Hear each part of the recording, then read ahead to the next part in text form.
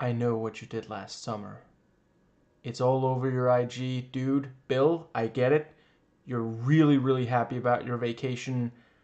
You don't have to post every single second. Seriously, though, this will be a review and then spoiler discussion of the 2025 movie by that title. Yeah, the review itself will not have any spoilers for this movie. I might spoil the first three. It's one of those cases where it's kind of difficult to talk that much about the movie without spoiling any of the ones leading up to it. Yeah, I think that covers the right. Yes. So the movie's rated R. So will this video be. And yeah, I loved this movie. I'm not saying it's perfect. There's definitely some issues I don't want to talk about, but I really really loved it. This is yeah.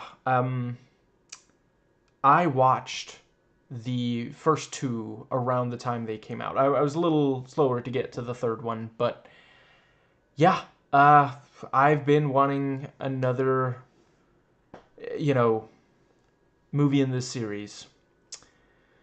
The title's long, so I'm not going to say it every single time. I've wanted another I Know for, I guess it hasn't quite been 20 years since I first watched the third one, but yeah. And another one that featured a connection to the first two for 27 years, I guess, by now. So, yeah.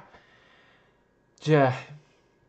To say that I was excited is an understatement, and to say that I was maybe a little disappointed would just be inaccurate. Right. So, I think I'll start by saying, yeah, this doesn't currently have the very best of reviews. I wonder how many of the people who gave negative reviews were, like, fans of the original. Because I'm not saying you can't review something like this if you're not a fan of the original. But I definitely think this was made for, fans of the original. And that's very much how I'm going to approach it. If you didn't watch the originals, like, sure, you can watch this movie, but I'll say straight up, I don't think you're necessarily gonna like it all that much if you don't really have any kind of fondness for, at the very least, the original 97 movie. Yeah. And it's one of those things, that is a little bit of a gamble, the first movie was popular when it came out, but it didn't have the impact like Scream or Halloween, and yeah, to be clear, I am not saying that this is like as far as these soft reboots go. Yes, Halloween 2018 and Scream 5 are better, but I don't think the gap in quality between this and those two is as wide as like I said, right now, not very high rating on Rotten Tomatoes and Metacritic. I don't think that accurately reflects, and this is one of those, like I mentioned, those original, very first Halloween, very first Scream, and some of the sequels, made a huge splash, understandably, because they're fucking amazing, As much as I do love, especially that original 97 movie, I'm not going to claim that it is on the level of Scream or Halloween. And that's one thing where I think this is, even though it's not as good as the other soft reboots of slasher classics, this is this is this is a bit better than the original. I think, which again, it was a little bit of a, like, it's not quite We Have Scream at Home, but it is definitely like, okay, Kevin Williamson was asked to hey, can you make us another Scream? Is that like, if you need to rest your vocal cords first, that's okay, but we'd really like another way, and it's just not quite as good as Scream. And that's where this, like, and in part it is because it takes some notes from, in some ways this is from the other soft reboots that I mentioned before. In some ways this is closer to Scream, if not necessarily original Scream, at least, these more recent, the two recent Scream movies. And I think that really works. I don't think...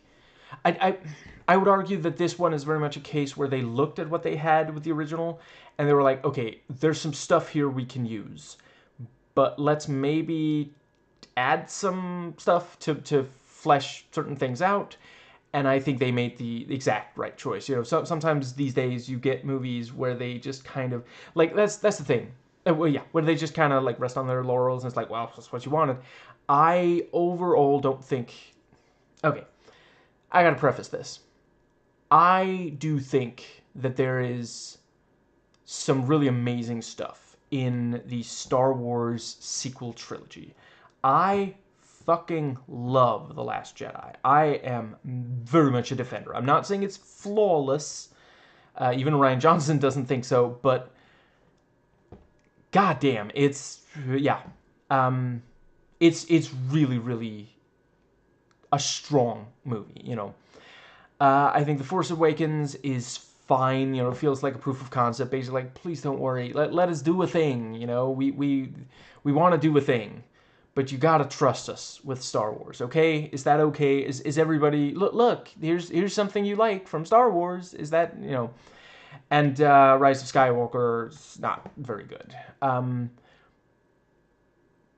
But other than certain things in The Last Jedi, I do not think those three movies did enough to really renew the stuff. It felt more like a rehash, and that's the thing. This did not feel entirely like a rehash. There's parts of it that are like, okay, we've seen it before.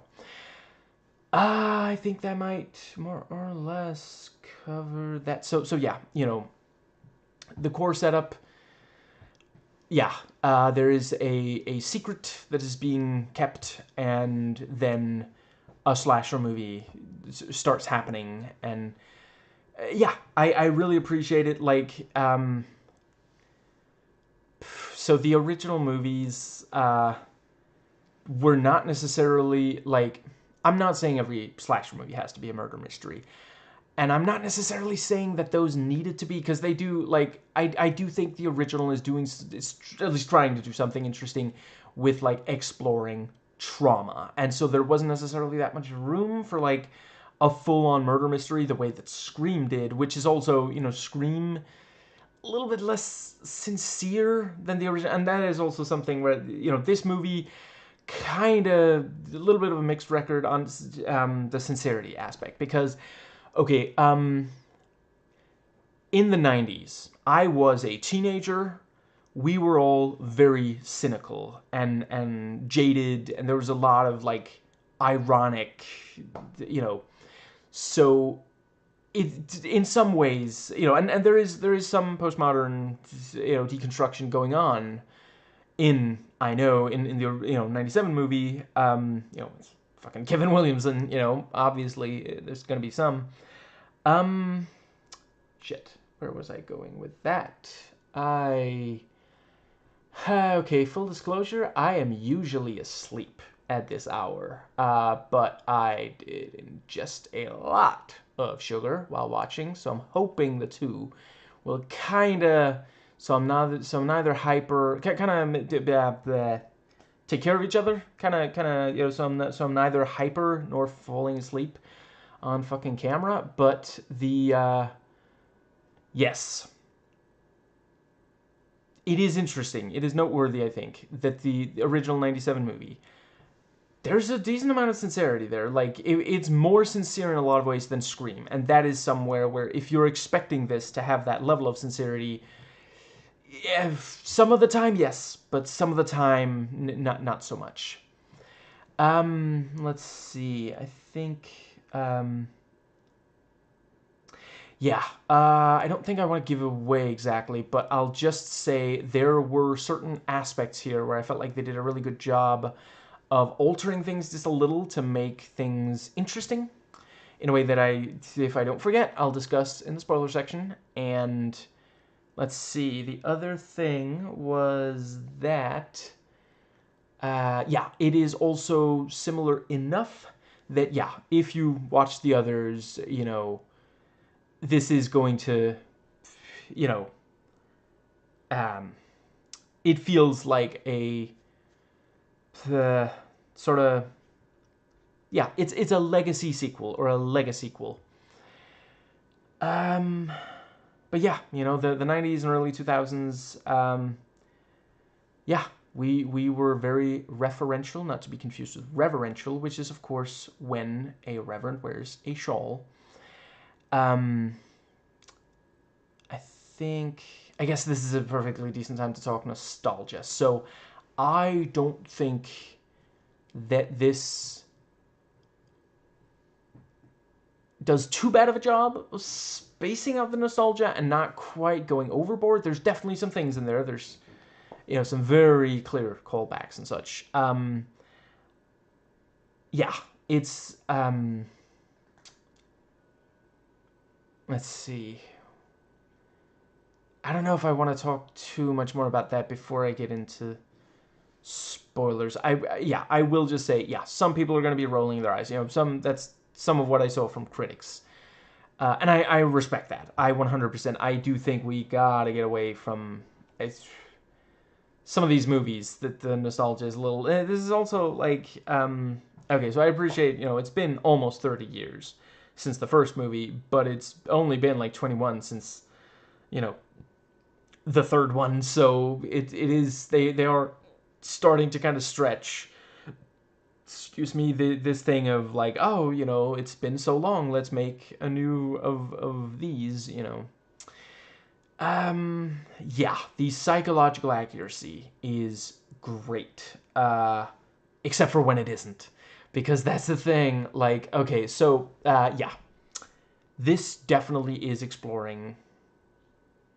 Okay, prepare to cringe. Trauma. Yes, the another recent current horror movie that's about trauma.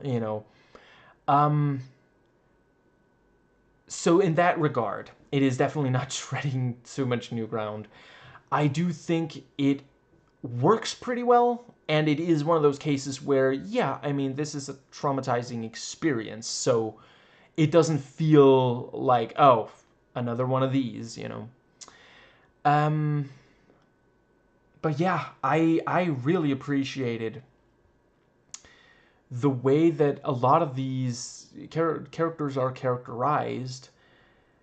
It feels very real a lot of the time. I think this is a good time to talk about. So, this has a very clear female perspective, and I think that is fantastic.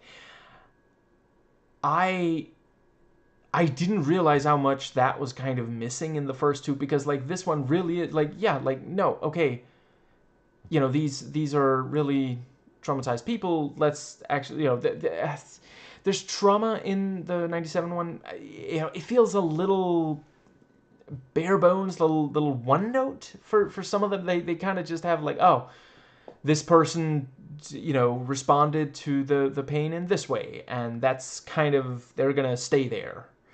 And in this one, like, no, they actually, there was a moment where it's like, oh, this character again, they're gonna, and then they actually are like, no, what, no, I'm trying to help, and yeah, I really appreciated that, because like that's the thing, sometimes trauma can make someone realize kind of fucked up, and maybe they can fix things. So it's such a, trauma is such a strange creature that we all have to wrestle with at some point in our lives. And I really appreciate when movies like this at least try. Doesn't always succeed, but at least try to really go into that, you know, in a yeah. And I think, yeah, I'll just say, you know, the movie is not super Puritan when it comes to sexuality, but yeah, like writer and director, you know, let's see, Jennifer Caton Robinson. By the way, she did amazing. I would like to see more work by everyone who worked on this. But yeah, she she wrote and directed this, and it really shines through the so that yeah, one of the things is the sexuality. It's very female gaze. It's not very male gazy. Like I kept sitting there expecting, okay, here we go. This is the slasher movie. We're gonna get, and it never really happened. Like it is very much like just, it's not really about like ogling women and objectifying them. It's more about, well, women enjoy sex too, you know, and yeah, I really love that. And this is one of those where, like, if two people are in some way sexual with each other, it's communicating something to the audience. You know, it's not just random. It's not there for titillation. Um, and yeah, the way that like characters will actually be like, "Are you okay?" and like it feels like they mean it. It doesn't feel like it's something that, you know, the screenwriter was like, "Well, this is something people say in these movies." It actually, I was like, no, that this character means it. They really are like, you know, is there anything I can do to make this, you know, to make things better, you know, just genuinely. And that, yeah. And I guess the other thing I think I'm gonna save for the spoiler section, but there's at least one more thing that really felt like, yeah, this is a woman writing, right. Oh, another thing, one of the very first scenes is one of the characters, I'm gonna try not to fuck up their names. Ava, I believe, is her name. And yeah, she's like picking out a dress and like trying to psych herself up for something she hopes will happen that night. And you know, I really love that that's become a thing that just shows up in these movies. Like, I'm not saying if it's only been in movies recently, but I didn't used to see it in like it. Let's see, I think it used to be pretty exclusive to like, I kind of hate the term chick flick because it's so demeaning. Like, as if a movie being made primarily for women means that it's inferior in like inherently. Like, a lot of the worst movies I've ever seen were made by, for, about men and like hyper masculinity. Like that leads to a lot of shitty movies. But yeah, it's such a humanizing thing, and that's part of why, you know, under patriarchy a lot of Hollywood movies didn't really do it. Like if a girl is seen to like care about her appearance, they try to make it out to be like, ah, she's so shallow, she's so, you know, so superficial. And here it's very humanizing. It genuinely is like, oh, you know, she just, yeah. I thought that really worked. And that yeah, I mean, let's see. I guess I'll briefly rattle off. So, Plan B, I want to say it's from 2021. Also had it.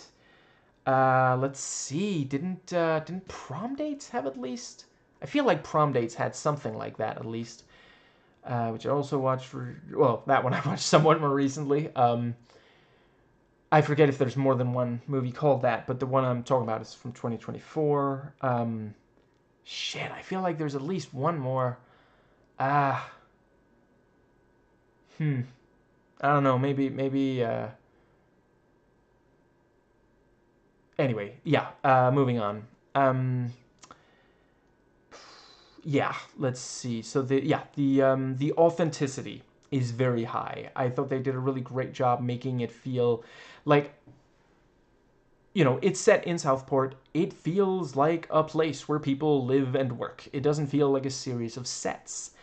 The characters that populate this world feel largely like actual people. Not all of them are like good people, but they feel like, okay, yeah, this person exists in the real world as well. Um, except, so I remember earlier when I said put a pin in that? You probably don't because I forgot to say put a pin in that. But earlier I mentioned, there's a little bit of a mix of okay, so I appreciate again. This is an ode to a late '90s movie. So and today in some ways we're even more cynical because of fucking Trump and the Republicans and transphobia and Israel carrying out genocide in Gaza. It can sometimes feel like things are just not getting better. So the movie does in part reflect that. And the thing is that part of the way that it does that is with a bunch of cliches about. See, I'm terrible at this fucking generations, but the characters of this movie, so people who are like teenagers or 20 somethings today, you know, yeah, that generation. Is that Generation Y? Maybe I feel like I heard that. Let's go with that. If I'm wrong, right. I'm afraid right now my wrists are way too much in pain for me to look it up. But I'm going to be calling them Generation Y, and please mentally correct it to the right generation. I've mentioned the age range that I'm talking about, but Gen Y. So there's, among other things, it's this like the way they talk, the things they prioritize, the way that they, if they need help, what action they take to get that help, stuff like that. And yeah, like there were definitely times where it felt like, okay, this is just a character. Like you might not think it's the best thing in the world, but it's genuine to the character. But then there were other times where it kind of just felt like, okay, I mean, Jennifer Caton Robinson is around my age. I think she's from like 1988. So I don't know if I appreciate that. It's one of those things. Generational conflict has always existed, will always exist. I think we should try to avoid it as much as possible. Though I will admit I've participated in it myself. I am not perfect, despite all the evidence to the contrary of that statement. If you can find any, you are a detective of Sherlock Holmesian proportions. But anyway, the let's see. Yeah, there's that thing about how there's a 2,000-year-old quote about someone saying, "Oh, this new generation, they are." And the complaints back then were basically the same, just like the priorities, and they thought, like work, what was it, like work ethic maybe, and the way they engage in like leisure activity, shit like that. Um, so I don't want to go too hard on Jennifer Caton Robinson. Mrs. Robinson, I love this movie more than you will know. It did feel a tiny bit like, look at these Gen Y people, at times. At other times, it definitely felt like, well, this is how they would behave, and at times they don't really push it too far. It's just kind of a character trait. And I mean, I wouldn't say that there's any character here that like gets flanderized. There's no flanderization in my opinion. I will say there are times where it gets close. Um, yeah, the level of detail is very high. There's a I'll just say the I'm gonna move on. Let's see. So the dialogue a lot of the time really great. I thought they did a good job of just when the characters are dealing with a situation, they actually talk about it. They're not like shouting at each other, and they're not like silent, and that does reflect very nicely. Younger generations today are at times at least better at talking shit through than some older generations. Um, and yeah, at times it really feels like, well, this is exactly what that character would say, and this is a smart thing to say. This is something that actually gets us further. That is something I really don't. So I do love a lot of movies from, for example, the 1980s. Sometimes when I go back and watch, I get annoyed at like, okay, can we stop with the fucking bickering? Like, why is everybody yelling at each other? Like, I get it. It's supposed to reflect that, well, this is how people are in real life. Yeah, but maybe sometimes you can make a piece of media that's like, wouldn't it be nice if it was like this instead? And yeah, I think that covers. Yeah, the direction is sound. I thought they, she, I don't know why I said they, Miss Robinson did a fantastic job. Always keeping like there were scenes where I didn't know where exactly something was going, and I absolutely loved it. Like that, it's yeah, similar to the other horror, the other slasher soft reboots. They play with some of the tropes. There's times where you don't quite know, and it delivers what you expect from one of these recent slasher movies. Like the violence and to some extent gore. It's not quite as gory as some of the others. It's got red herrings, fake outs, jump scares, and I genuinely like. By the time I realized who the killer was, the movie was already like revealing it. Like it was one of those things where it's like you kind of think like, oh, it's that person, isn't it? And like fairly shortly after that's confirmed, but we get to sit in the audience like, oh shit, no, it's that character. Before, because that's the thing. Sometimes with some of these, it's just like mask comes off, and it's like, oh, it's that person, and then we move on. But we get the movie lets us, it lets stuff like simmer, and yeah, in a really effective way. It never lost kind of the plot. Like it is a little longer than let's see, it's longer than the others, and I can understand. I think I saw at least one critic say it's too long. I understand where they're coming from, and I will say near the end, I was thinking, is this ending? But it ended almost immediately after I started thinking that.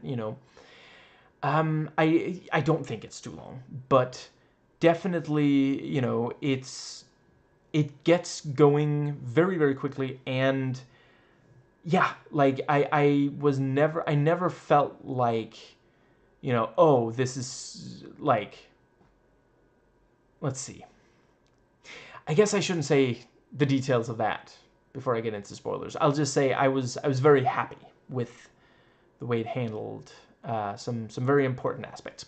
The cinematography is phenomenal. I think I'll cover cinematography and editing together. They do such a amazing job. The tension and suspense here, holy shit! Like there were so many scenes, and I wasn't the only one. We were maybe dozen and a half or so in the theater, and there were like squeals, there were screams, people jumped out of their seats, and yeah, like just this is one of those slashers that understands that part of the thrill of the slasher is the lead up, the part where someone is trying to escape or hiding, that sort of thing. And yeah, I'm here for it. I really, it's I find it so frustrating. You know, I love the subgenre of slasher. I know it's fucking problematic as hell, but just I like when a movie like helps me process feelings of like fear and anxiety and such. And it's just that slashers, it's very, as a genre, as a subgenre, it's kind of fast food. You pretty much know what you're gonna get, you know, and that's just sometimes nice to have. You know, I love when a horror movie is nothing like what I expected it to be. The first time I watched Videodrome, fuck me, I was not prepared, you know, and I loved it. You know, it's one of my favorite movies. Um, but yeah, sometimes you just want this fucking cheeseburger, you know?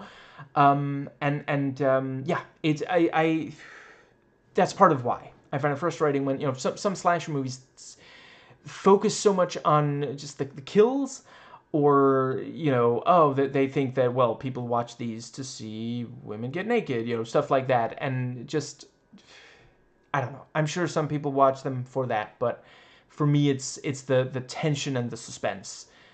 Yeah, and let's see. I think what's the other? Yeah, that was also a thing. I will definitely say some of the female characters in this definitely do dress in a way that, you know, accentuates their conventionally attractive looks. I don't know if this is what, you know, Generation Y wear. I hope that you're not surprised, but I actually don't spend a huge amount of time looking at people from Generation Y. You know, I'm like, I'm not quite old enough to be their father or something, but I'm old enough that it's creepy. Oh, I guess I'm old enough to be some of their fathers, huh? Yeah. Even the ones where I'm not, where the age difference isn't that big, it's big enough. It's enough that I would be very uncomfortable if I did. So it's possible that this is just what they wear. But again, the camera isn't like ogling. So yeah. Um, let's see. And it also just felt like this is what character, you know. So it's one of those things where they could easily have done it with like all the conventionally attractive women, because there are several, but they actually only do it. I'm not going to give away how many they do it with, but the ones they do it with are ones where it feels like, well, yeah, this is how that character dresses, you know, this is how they express themselves. Anyway, also outside of scenes of tension and suspense, cinematography and editing, fantastic. Let's see, what would be a good, let's, yeah, just, there's stuff, it would be spoilery to get into, but there's, yeah, I will just say, you know, it always, the cinematography and editing are fantastic from start to finish. And yeah, this is one I really appreciate. It is a movie that doesn't feel the need to try to make every single scene like super scary, because that can get really awkward when you're watching a movie and it's like, well, I mean, this isn't really a scary scene. Why are you doing what the fuck are you doing with the camera and editing? This is not scary. You cannot make this scene scary no matter how hard you try, you know, because this thing of like, you know, they used to call it MTV editing, you know, the short attention span of young people today. So we gotta constantly keep something, you know. Yeah, this movie doesn't do that. It respects our patience and attention span. Let's see. Yeah, the production value is through the roof, and the set design is glorious. There's some examples that I cannot give away without spoilers, but you're in for a treat. And they did a really great job of just like, yeah, certain places are clearly meant to be creepy, and they are. They end up being like, whoa, that's ugh. And then you have others that absolutely are not that. And there are several places where you can really tell, is this person rich or not? How does this person like express themselves, and what are they going through right now? So like a place might look expensive, but you can also tell from looking, oh, this person's going through it, aren't they? So really nicely done. I guess I've pretty much said what there is to say about costumes. Makeup is also on point. Let's see. The music is very effective, very, very scary. And the sound design, goddamn, can we can we pass a law that says that every horror movie has to have incredible sound design? Because just, my god, it makes such a huge difference. The yeah, when something is meant to, if something is hurting, physically hurting a character in this, you fucking feel it because of how well designed the sound design is. Uh, I think the grammar was, grammar has left the building. But yeah, sure, fuck me, yeah. I don't know if I want to give away. I'll just say they made some really great decisions here for the, yeah. So the characters, so I've already talked about some of the stuff here, so I'll try not to repeat myself.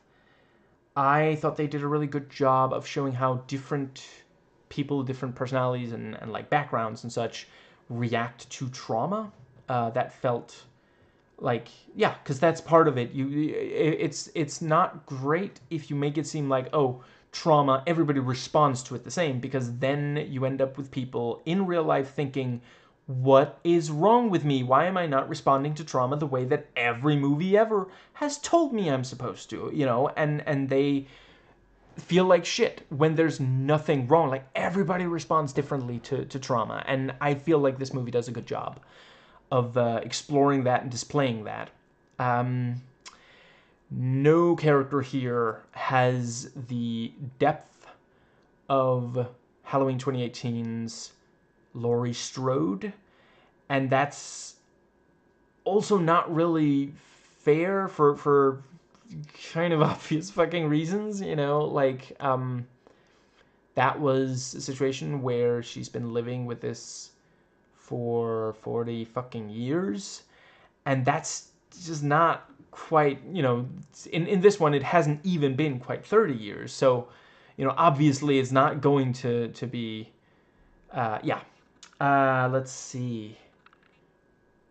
Yeah, there were definitely characters that felt like, okay, this is someone we're not really supposed to like, and it was fine. I thought that it worked okay because it didn't. Not every character needs to be someone we like. I think it's unfortunate if the movie thinks we're going to like a character and then we end up really hating them. And I didn't. For me, that wasn't the case here. Your mileage may vary. I think some people, vehemently disagree with me on that. Yeah, the acting, really, really great. No one ever felt like they didn't, like, even when the actors, I've already mentioned, sometimes they're given material that's like, fuck Gen Y kind of, bullshit. And the actors don't betray the fact that it's not the best material they've ever been given. They do what they can to make it work, and usually come out pretty well. I gotta say, I'm not super familiar with the cast here. It was cool to see Billy Campbell in something, and fuck me, it's been a minute. And yeah, one of the Gen Y characters here, Prince Eric from the live action Little Mermaid. Wasn't expecting that, but great to see him in more. When I watched that movie, I was thinking I'd like to see him in more, and I'd still like to see him in even more. Yeah, I'm not making it in my head canon that this is the same character, though. That's, yeah. Um, I guess I'll just briefly, yeah. So by now I've watched most of the Disney live action remakes. I guess shit. I guess all I'm missing at this point is the, let's see, Lion King and Mulan. Fuck. I think those are actually the only ones that I haven't watched by now. Yeah. I didn't watch them in the order that they premiered in the real world, but I've been rewatching the 2D animated originals, and so each time I watch the 2D animated original, if there's a live action version, I'll then watch the live action version. um I thought the Little Mermaid was one of the best of them. Yes, it has the same problems, toned down colors. Why are we doing like realistic animal designs when just tiny changes? But other people have talked at length about that. But I thought there was a lot that worked about the movie. Halle Bailey was absolutely amazing. I would very much like to see her in more. Her nonverbal communication acting was spot on, which is obviously crucial for a role like that. Um, I thought Melissa McCarthy, her right? I think that's her. Did well as Ursula. I'm honestly not entirely sure why she got so much hate. I don't know. I mean, I'm open to like if you can explain it. Yeah, please put it in the comments. I mean, I'd like to think that it's not. God, do I talk? I think I talk too much about bigotry. I'll just briefly note. I hope that it's not like misogyny and fat phobia that made people like, or I don't know.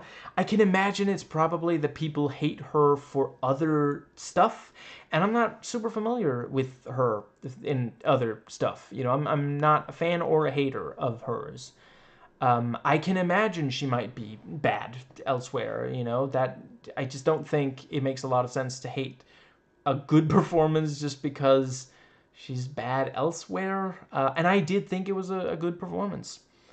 Um, yeah, there were a couple of changes that I can't really go into without spoiling things. But yeah, I love the way that the relationship between Ariel and Eric was developed. I really thought that was something that needed to be fleshed out. And yeah, I don't think that it's necessarily overall better than the original, but I think it makes some choices that means that it's worth, it deserves to exist. Which, I mean, I don't know that I would say that about fucking Dumbo and Pinocchio, those live action versions. Those were just. It is genuinely. I think YMS also pointed this out. It is such a perfect metaphor for Pinocchio. The point where they literally have Pinocchio like bend over and sniff because he's new to the world. Sniff just like I'm guessing horse shit. That's just there. And he's like, oh, that didn't smell good. Yeah, okay, yeah, that's a good metaphor for the movie. Yeah. Let's see. I guess I've already talked about pacing. Yeah, the effects are great. As best I can tell, they tried to make it practical where they could and really only used like CG when there simply was no other choice. And yeah, I think that's the way to go. If at all possible, for at least stuff like this. Um, yeah, I really appreciated that. Let's see. I guess I have pretty much talked about. Yeah, there is a mid-credit scene. You're gonna want to stay for that. It was well worth sitting for. It wasn't that many minutes either, but yeah, that was great. Um, yeah, politically, I would definitely say it is largely left-leaning, which I quite appreciated. And yeah, I guess that brings us to the ranking. What can I say? This is the first of the sequels that okay, yeah. So I don't think the second movie is as good as the first, and I don't think the third movie is as good as the second. This one, I think, is my new favorite. Yeah. So I wasn't expecting that. I was just hoping that it would be like enjoyable, but yeah, they really just, yeah. Yeah. I rate this 8 suspects for murder that you're not quite sure who to trust out of 10. And that brings us... Shit, I talked for longer than I thought I was gonna. That brings us to the thoughts section. So from here on out, I am spoiling absolutely fucking everything about this movie. In fact, I think I'll start with the mid-credits. That seems really cool. I am down for, like, it fucking looks like they're actually gonna make a movie. I don't know what the fuck they're gonna call it at this point, but yeah. No, seriously, I still know what you did last summer, but yeah. I'm still to think they should maybe add, like, years to this. Although, I guess maybe the next one won't be about the same. Although, they said that, shit, what was her name? God damn it, I just watched the movie. Okay, I'm sorry. I'm gonna real quick find it, just to, because this will not stand. Her name... Stevie, that's it. Yeah. Yeah. So, yes. Apparently, she is still alive, which was also, the thing of, like, you killed your partner. Did I? Because we didn't see a wound. Like, she got, oh, I'm supposed to play dead, and the, yeah. Let's see. Yeah. So the next movie might be like both of them. Maybe it's like let's see. The 25 knowers, trying to kill Stevie, and the 90s, late 90s knowers trying to determine who's going after them and kill that person. Is that actually fucking Ben? Like, shit, I'm down. Like, fuck. Remind me, is that okay? I'm just gonna real quick. Let's see. So yeah. I know what you did last summer. I can't believe I'm blanking on that actor's name. I'm such a fan of his too. Shit, I'll have it momentarily. He appears to still be alive. Muse Watson, as far as I can tell, is still alive. I mean, I don't know. He's from 1948, though. It's he might not be up for. I don't know. Maybe they could like put his face on a digi double, or well, maybe not a digi double. Fuck, a body double. I mean, but because like, let's see, he was like shot and then he fell into the grave and then they left. So, like, hypothetically, maybe he could return, because he did return after the first one, where he, they left him for dead twice. Yeah, right, and also, yeah, I think I've seen some people, let's see, okay, I guess I shouldn't say, I wouldn't rule out, no, shit, yeah, I saw some people say, how is, Julie, back? She died at the end of the second one. It was another nightmare. Like how the end of the first one was retconned by the second one into being, PTSD nightmare. It was that again, and by this point she's, completely recovered. She's dealt with all that. I think, but yeah, I am 100% down for that. I mean, it's probably not going to be Will Benson, right? It's such a...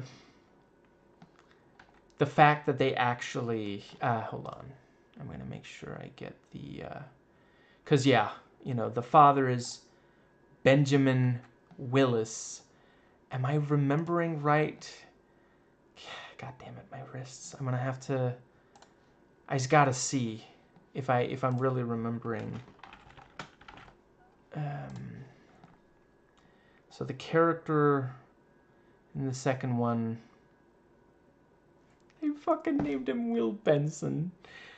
Benjamin Willis, Ben Willis and Will Benson, father and son. I'm sorry, that's fucking amazing to me. Just, yeah. I mean, I guess he could be back. It's probably more likely overall. And they specifically, this is someone who's going after both Julie and, shit. I'm sorry. I'm gonna find her name real quick. I swear I mean no disrespect. Just struggling to remember all these names, even the ones I keep. What the fuck? Is she seriously? No, there's no way, because she was. What the fuck? Okay, apparently she's not even. She's not on the. That's fucking weird. Okay, I'll find her here.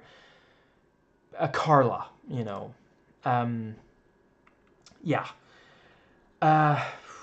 You know, which like, if it was. Well, I mean, okay. Ben would also go after. It's just. Anyway, yeah, I think that is it for the. Yeah, I am down for Julie and Carla going after the yeah. You know, this thing of like the final girl, like today can be very, very proactive. You know, again, we saw that in these recent you know, legacy sequels and such. I mean, to be fair, certainly, let's see, shit. Sydney was always proactive, but yeah. Let's see, that brings us, yeah, so, okay, not sure how much of this is going to be fucking chronological, but I'll try.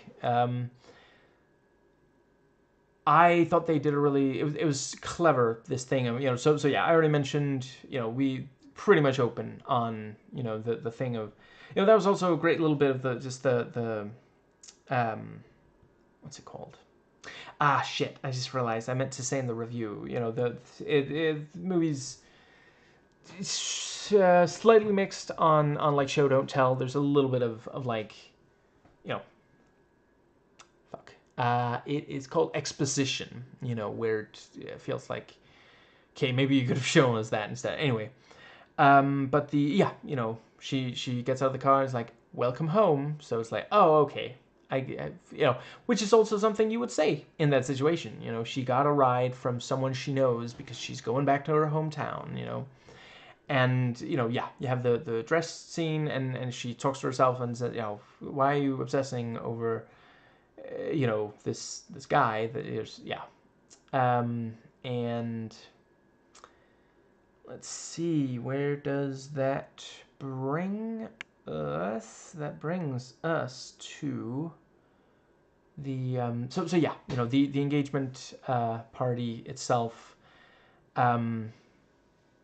Yeah, I thought they did a really good job with, you know, we very quickly get a sense of who the ensemble cast are, you know, and like largely they feel like real people, like people you might know in real life, or at least have heard of. Oh, there's, you know, it's one of that, you know, that kind of person, sort of thing, you know.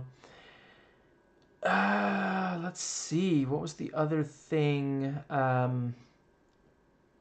I thought it was very interesting how, so basically Stevie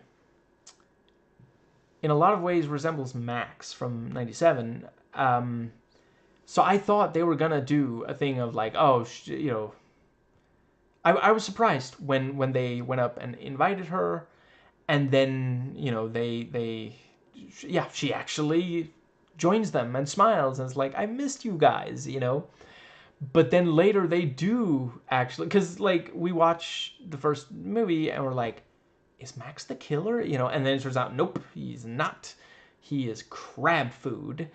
And yeah, you know, here does turn out to be the killer. You know, it's a nice expectation subversion there. Also because, like, if I'm remembering right, Stevie was the one who came and saved Ava from the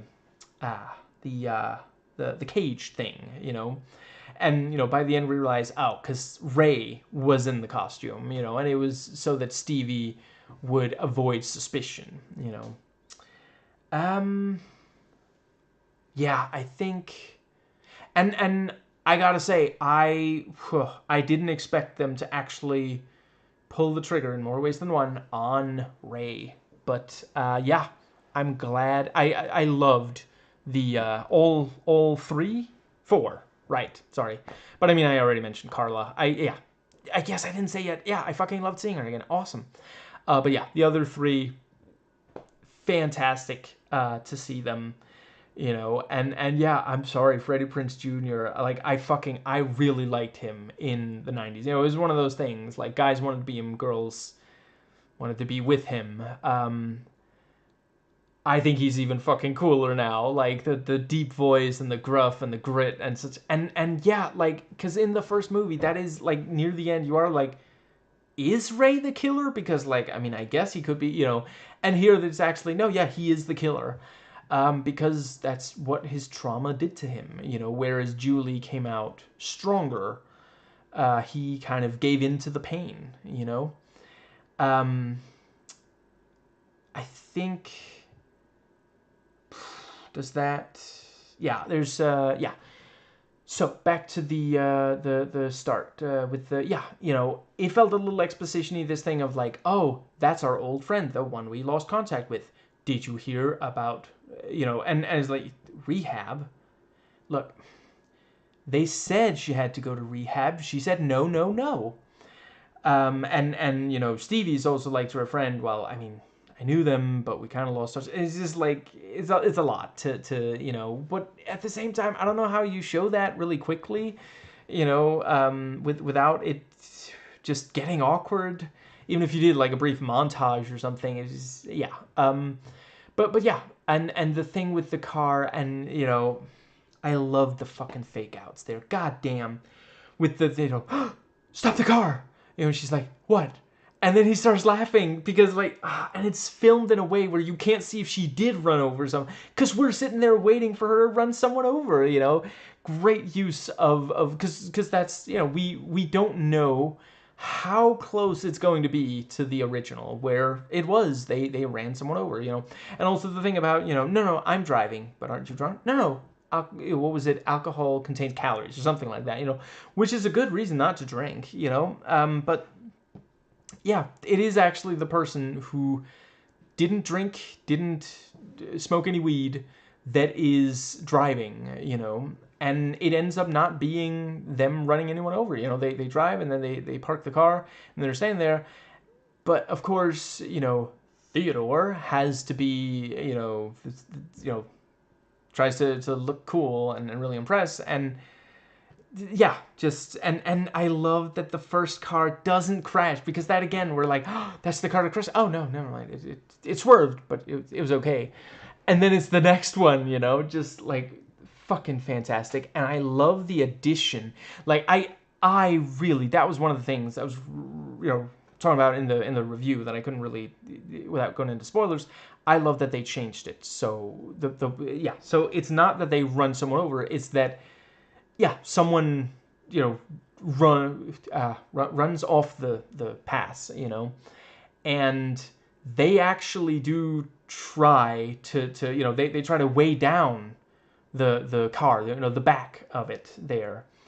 And you know, it's like, the person's still alive, you know, which was like, because in the first movie, it's like, he must be dead, let's throw him in the water. And then he turns out to still be alive and grabs, you know, he gets, was it the crown? I think it was something like that, you know, Croaker Queen, something like that, you know, crown, Croaker Queen crown. There's a tongue twister. Say that 3 times fast. I'm not going to. But the yeah, you know, yeah. Here the fact, and they're like, we gotta save him, you know, and they try, but then the car goes over, and also the you know, instead of the Croaker Queen crown, it's the, I guess by now I have said it 3 times, yeah, but not quite in a row. You know, the like this guy. I mean, I get that he's in a bad spot, but you know, Theodore's like, Jesus, just take the fucking shirt off my back, why don't you? And ultimately that didn't really go anywhere. That didn't lead to anything because it didn't tell someone who didn't already know. And I don't think, yeah, the shirt was never returned the way that the crown was, right? Oh, fuck, it's been too long. I'm sorry, I only have them on VHS. I don't know if my VCR is even working, but the first two movies, I only have them on VHS, so I haven't watched them again in a while. I guess not since years ago when I did the reviews of the movies. Reviews, thoughts. Anyway, I did videos on them. But yeah, I thought the shit. Where was I? Yeah, the fact that because like they're like, we can't even get down there though. How are we supposed to help this guy? And they're like, we called an ambulance. That and that's, in some ways they're more sympathetic than the original. In other ways they're less. They didn't try to hide a body, and they didn't just like leave. So because I'm pretty sure in the original they don't say anything. They don't contact the cops at all. But yeah. Let's see. I think that brings us to, yeah, and the bit about, we'll drive to the police station. And then it's like, I thought we were going to the police station. I thought we were getting ice cream, but yeah. And Danica's eye is just fantastic. That was one thing where, like, there's times where Danica, it's like, oh, this is the character we're supposed to think is like really shallow, and no, there's more to her. I really appreciate it. Yeah.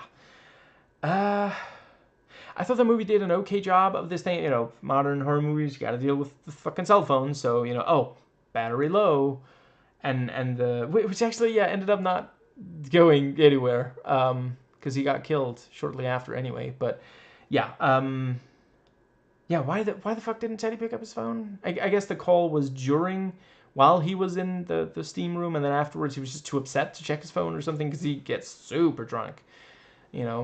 Meet Al, last name Kaholic. Let's see. I guess that does bring us past the But yeah, I thought their reactions felt very genuine, and the fact that, like, it's not just one person saying we have to cover this up. Several of them are, yeah, they're trying to figure out what the fuck do we do here. Shit, what was the other thing? Yeah, I think that gets us past. I guess that is a good time to talk about. I thought they did a good job. Yeah. So in the original, there is that thing about the cops aren't going to help you. Which I do think is an important, especially, ACAB, we gotta fix that shit. Anyway, yeah, the let's see. I'm talking about, like, police culture. I'm not talking about, like, doing anything. Sometimes I worry that well, sometimes people do misunderstand. Sometimes misinterpret. Let's see. Anyway, the fuck.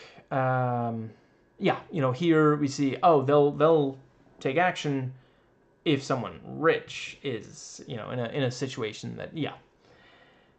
Because they sure do help. Fuck, what was his name again? Grant Spencer. Yeah. Billy Campbell. Oh, my fucking back. Shit. Let's see where that brings us to. So yeah, that we go to 1 year later. Plane lands, and Ava engages in yeah. Fuck. I can't believe I'm blanking on the what was her name? Hannah. I'm seeing a Hannah on the. There's also oh wait, Tyler, wasn't it Tyler? God damn it! There's no picture. Oh wait, here we go. Is that? Fuck. Shit. I'm not sure if that's. Yeah, I simply don't. Okay. I'm sorry. We're gonna have to call her podcaster. Wait, okay, I'm just gonna real quick look at because there is a picture of Hannah. Yeah, I don't think this is the character that I'm. Let's see. Is there? Oh, okay. Let's see. Maybe this. Nope. Yeah. I'm sorry. Podcaster. Yeah. Ava and Podcaster is. Yeah, engaging in and it was fun. Right after it's like, nice meeting you. So yeah, this is literally the first time they've met, and yeah, I'm here for this. Just casual inclusion of because it's such a human thing. They both found each other attractive, and obviously Ava is in a situation where she really wants some sort of relief. So they have sex. There's nothing wrong with that. Yeah, I mean, the movie never judges her for it. I really appreciated that. Milo doesn't even judge. He's like, so you two just met, huh? And she's also like, I'm super into this, whatever it is that's going on between the two of you. Just yeah, she's great. I feel really bad. I don't remember her name. But let's see. What's the other thing? But yeah, there we do see, Podcaster is willing to grab Ava by the throat, and later Milo isn't. And the fact that actually is treated as like, because yeah, there's so many movies that say, oh, a straight guy, he's gonna go for any kind of perversion, and it's just not true. There's a lot that don't. A lot of us are not immediately, not to kink shame, it just, it's the kind of thing where communication and like building up to it is crucial, because like when Milo's sitting in the car, he is like going, I mean, she asked for it, I guess I could, like it's not necessarily that he could never do it, but the fact that she just it just comes out of her like immediately. She's like, choke me, hurt me, I deserve it. That's gonna throw him off. And again, we need this kind of representation to underline, hey, it's okay if someone you're sexually attracted to, asks for something, especially if it's like out of the blue. There's like, this is the first time they're getting together, and just immediately she says that. She doesn't build up to it, because to her it's just like, it's on her mind. And that is sometimes where people who are kinky and people who are a little more vanilla, sometimes get a little. There's a little, what's the term, like crossed wires kind of thing, because like, again, it's not, he's clearly not judging her. He's not sitting there like, oh, what the fuck is her problem? He's just like, I mean, I guess if she really wants me to, I guess I could do it. It's just he has to, because it makes him a little uncomfortable. It's something he would never do if she didn't ask for it, but he didn't expect her to ask for it, and this whole thing, so just yeah. The thing is, if you're kinky for long enough, you're gonna keep escalating, and someone who's vanilla, if they meet you when you've escalated a bunch, the two of you are gonna have completely different expectations for that. That's why communication is extremely important for stuff like this. There's nothing wrong with kink. There's nothing inherently wrong with kink. Like sex, the one thing, two, the two things, consent, and I'm talking like affirmative consent, not just like, consent is not, well, I didn't hear a no, it's, I definitely got a yes. That's one of the things. And shit, what was the other one? Fuck me. Is that the only one I get? Safety, protection, kind of thing. Beyond that, and obviously with consent, there's an entire umbrella there of, there's people who cannot consent. I don't have to go into the whole thing now, but yeah, it is not inherently wrong that Ava now wants her partner to choke her, but we see it, we see that that's something she's into now, and that some people are willing to do it, which is also like, yeah, podcaster, later when she starts being a little creepy, it's like, oh, did she want to take that further? And she's, was she too eager for that? But yeah, I thought they did a really great job there. And yeah, I mean, evidently she's like bi or pan, and the movie doesn't feel, there's not like this huge conversation with Milo like, I thought you were straight, and she's like, but I do like you, but I also like women. No, it's just like, yeah, that's some people are bi or pan. There's nothing wrong with that, and it's not like, oh, look at how far she's fallen, she's with a woman. No, it's just, let's see. I think that does. Yeah, and the tension. That was such a great. She's like, look, I can get an Uber, and he's like, no, I'll be there in 15 minutes, and she's like, can I get a ride, and Milo's like, kind of thought it would just be the two of us. Who the fuck is she? What's your name again? That was such a great, just, yeah. And yeah, I kind of love podcaster. God damn it. Okay, I'm gonna see. I guess maybe Wikipedia will have the name. So let's see if it has the plot outline. Shit. Oh, hold on. Is this Tyler, a podcaster obsessed with it? Here we go. Tyler Trevino is indeed, yeah. What the fuck? Huh. She's the lead vocalist and songwriter of the punk rock band Nasty Cherry. And then a model, goth aesthetic. Fuck.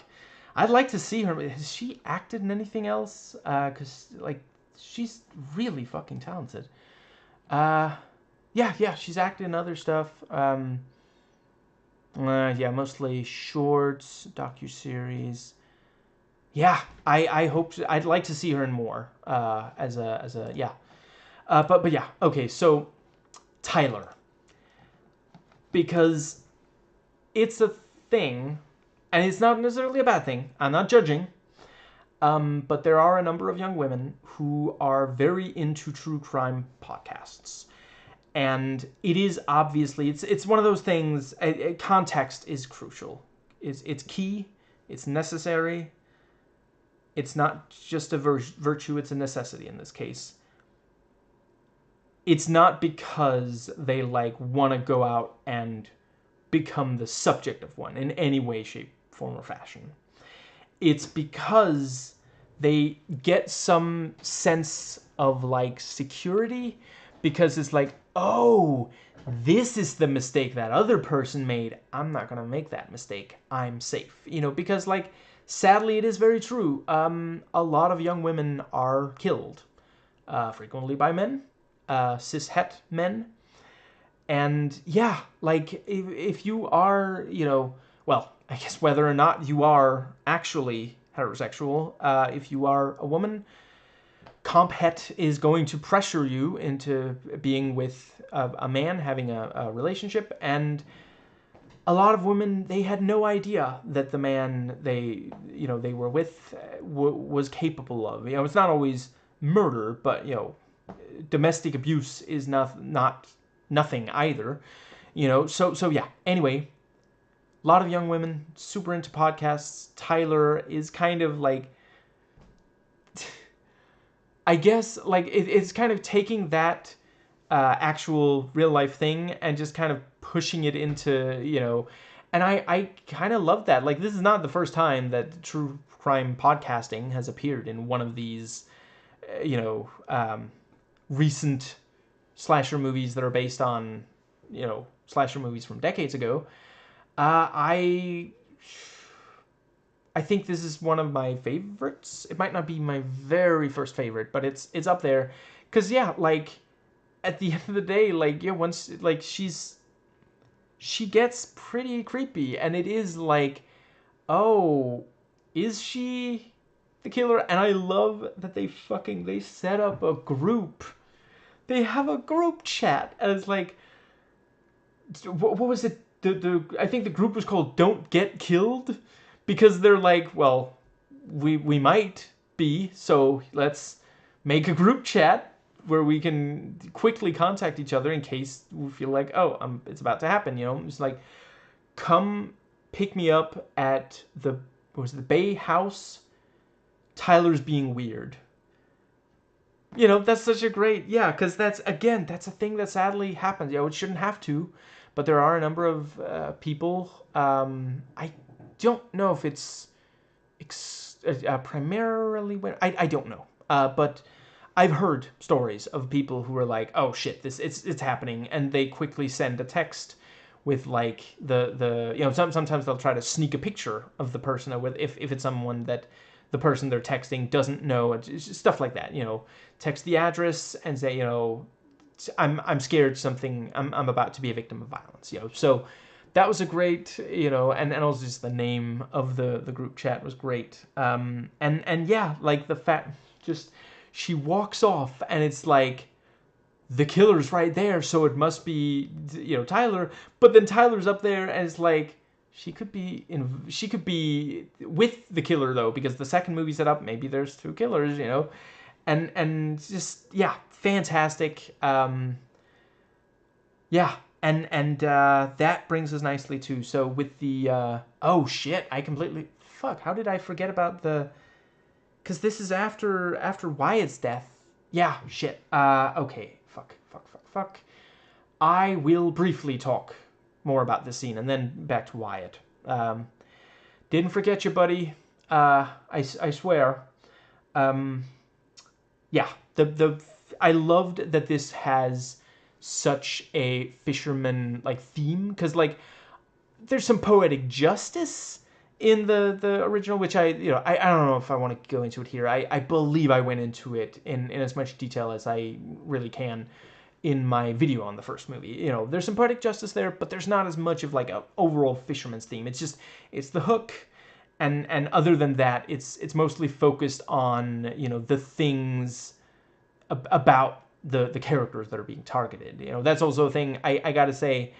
I appreciate that this has a higher body count and more suspects. You know, I guess I already mentioned that. But the shit, yes, the fucking cage, that was a great, because like, yeah, fisherman kind of thing, you know, and you know, yeah, Ray attacks. And, you know, she's like, okay, if you pick at the thing, okay, run, you know, save yourself, which was also a nice, you know, she's not like, you can't leave me here. It's like, no, you know, I want you to live. And, yeah, you know, the fucking goddamn, is it called an elevator? Let's go with elevator. You know what I'm talking about. That she has to pull on it, and he like gets the claw in and like goes for her. God, that was great. And you know, she gets to the top, but then he just walks up the stairs. You know, a great, you know, again, like we're like, oh, she might get away. Oh right, fuck, stairs. You know, and you know, she's like, look, I got, you know, I have Sarah Dead Geller on the credit to Sarah Michelle Gellar for still having such a great sense of humor. That was apparently something she said to hold on, Jennifer Caton Robinson when the latter was trying to, like, you know, we gotta bring you back somehow, and she's like, I was clearly dead in the movie, you know, and I appreciate that they managed to bring her back in like a vision nightmare kind of thing, and yeah, you know, but yeah, that's another thing. Once you see, oh, she, you know, she has an Etsy shop with the, you know, she's got like a shirt that's like, oh, look at this dead person. You know, it's like, oh, I don't think I want to spend time alone with you in this creepy place that you told me was going to be creepy anymore. But yeah, you know, she's like, no, look, I'm a fan, which is all well and good, but he's not a fan of fans. And, you know, she manages to take the hood off. She's like, you, which is such a great, because like, at first I was like, is it Milo? Because who the fuck else did she meet? Like, they drove, she didn't, I don't think, did she meet the rest of the group? Shit, I don't remember anymore. But yeah, you know, no, she recognized Ray because she's really into the 97, you know, massacre. So yeah, that was a great. Yeah, I mean, on some level, maybe I should have realized, but I think at the time I just wasn't ready to accept they're actually making Ray the killer. I fucking love that twist. That's so cool. Yeah, goddamn, Freddie Prinze Jr. If you're watching this, please keep acting for as long as you want to. You are so fucking good. Like, goddamn. Uh, Loved your work on Rebels. Shit, you're so fucking good. You are aging like a fine wine, my man. But the yeah. Let's see. That brings us to let's see. Yeah. I think that covered right. And yeah, she manages to get out of the cage by poking at the little things that let her open, which is also great. The ingenuity of that, and yeah, runs into Stevie and they get out of there. I think that yeah, Wyatt. Great. The whole thing. I guess I'll just briefly talk trailer. So in the trailer, they have the thing with I know what you did last summer, and then it cuts, and then it's like, oh no, the thing. I thought, because it starts with a party. I thought based on the trailer that it was just going to be a flashback, that we weren't going to see it like chronologically. I am glad that they showed it chronologically. I think it was clever editing for the trailer. They couldn't really have set up two parties and the whole thing, but yeah, and once we know, yeah, Stevie's one of them. Yeah, she had an easy time planting this envelope while no one noticed because she's part of this big thing. She's and like Danica wouldn't wonder why are you near the presents, so because they've been really close friends. And Ava's like, when did you two become such close friends? While you weren't there. And shit, okay, yeah. Before I forget, I can't be the only person who kind of loved, like, cuddling comes up multiple times, and it's like not exclusively romantic. Like let's see, I think it's Danica and Ava are like, you want to cuddle? Yes, and they cuddle. And again, it's not male gazy. It's not like, oh, look at how hot this is, girl on girl. No, it's just like they're friends. They're trying to soothe each other. They are using physical intimacy, tenderness, and affection to show love and help each other process difficult, painful emotions. And we gotta fucking normalize that. And it's already, I am aware there are a number of young women who are already really comfortable with that. I don't know if there is still, if more needs doing there. I don't know enough about it, but I definitely, as far as women go, I definitely know there's a lot of guys, like, okay, tell you what, if you're not comfortable with, cuddling with another guy, I'm going to be honest, I don't think I would be, but, if you have a female friend who is comfortable with it, cuddling doesn't have to mean sex, and that's very, and at the same time, it doesn't have to exclude sex, because like it does seem like Danica and Teddy are gonna, get together after the cuddling. That their faces definitely seem to indicate that they were gonna hook back up. It had been a while, and there was still emotion there. And this is after Teddy starts being more supportive of her. But yeah, it can be a really positive experience even if you're not in a romantic relationship with that person. Obviously, part of it you do have to. There is the thing about some people, and this is not a criticism. For some people, if you share some physical intimacy, even if it's not sexual, it can lead to romantic feelings.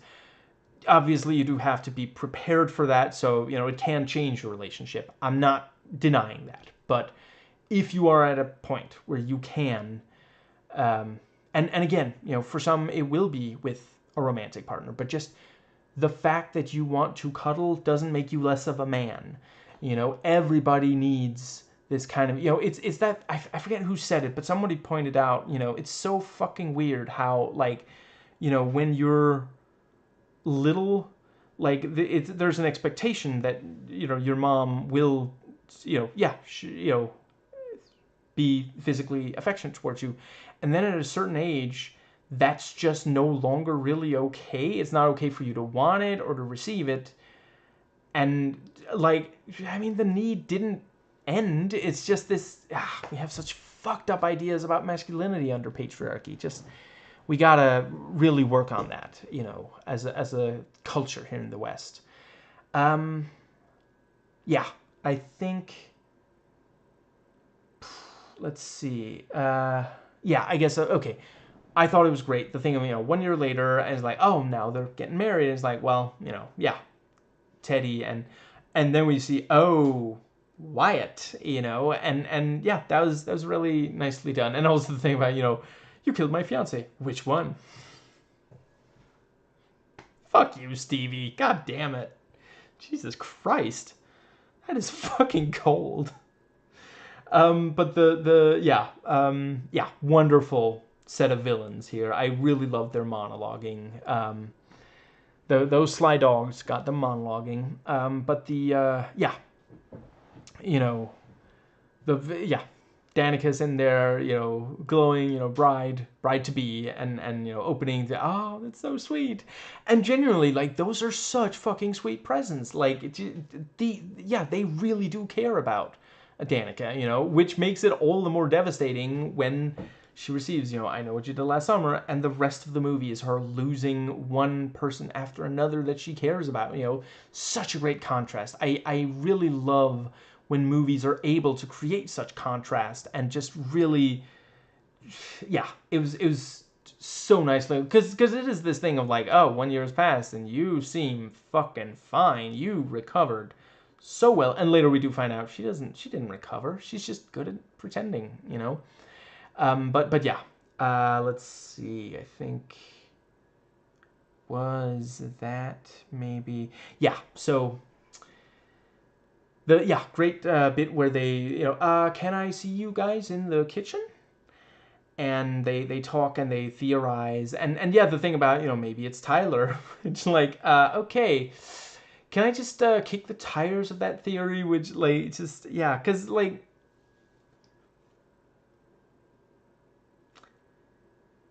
if Tyler was one of the killers, she would be the new Will Benson, and that's wonderful, because, like, yeah, we're sitting there thinking, is it that, or is it, you know, a different kind of, you know, because, like, shit, is there a character that's a really good, like, I don't know, I guess maybe what comes closest is Max, but there's a little bit of Max going on with you know, the creepiness, just not really friend. I guess maybe also a little bit of Ray near the end of the first movie, that sort of thing, but yeah. Yeah, and yeah, Wyatt. Uh, at first I did think, like, okay, so the first kill of the movie is going to be the guy we just met and, like, barely know anything about. That was a little, you know, but they made up for it later, because I feel like the rest of the people killed we know just enough about that it really hits, you know. But Wyatt, yeah. Let's see. I think that might bring us to, yeah, I really loved the intercutting there. That was, again, a thing that I could not say in the review, because I did not want to give out. I'm so glad the trailer didn't, you know. And the bath bomb, which, like, is blood red, and just, that's so good, and it looks like she's, like, bathing in blood, like, fuck. And she's, like, lying there, she's meditating, you know, because it's fucking upsetting receiving this note that didn't have money or a check. Oh, no.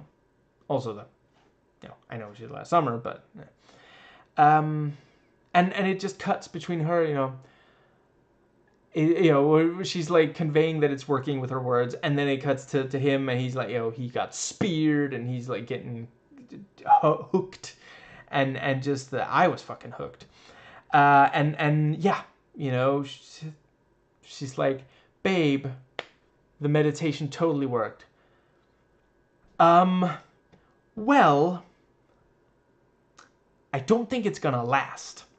And, you know, she walks down, wedding music is, oh, god damn it. fucking Ray and Stevie, Jesus, sick puppies, man.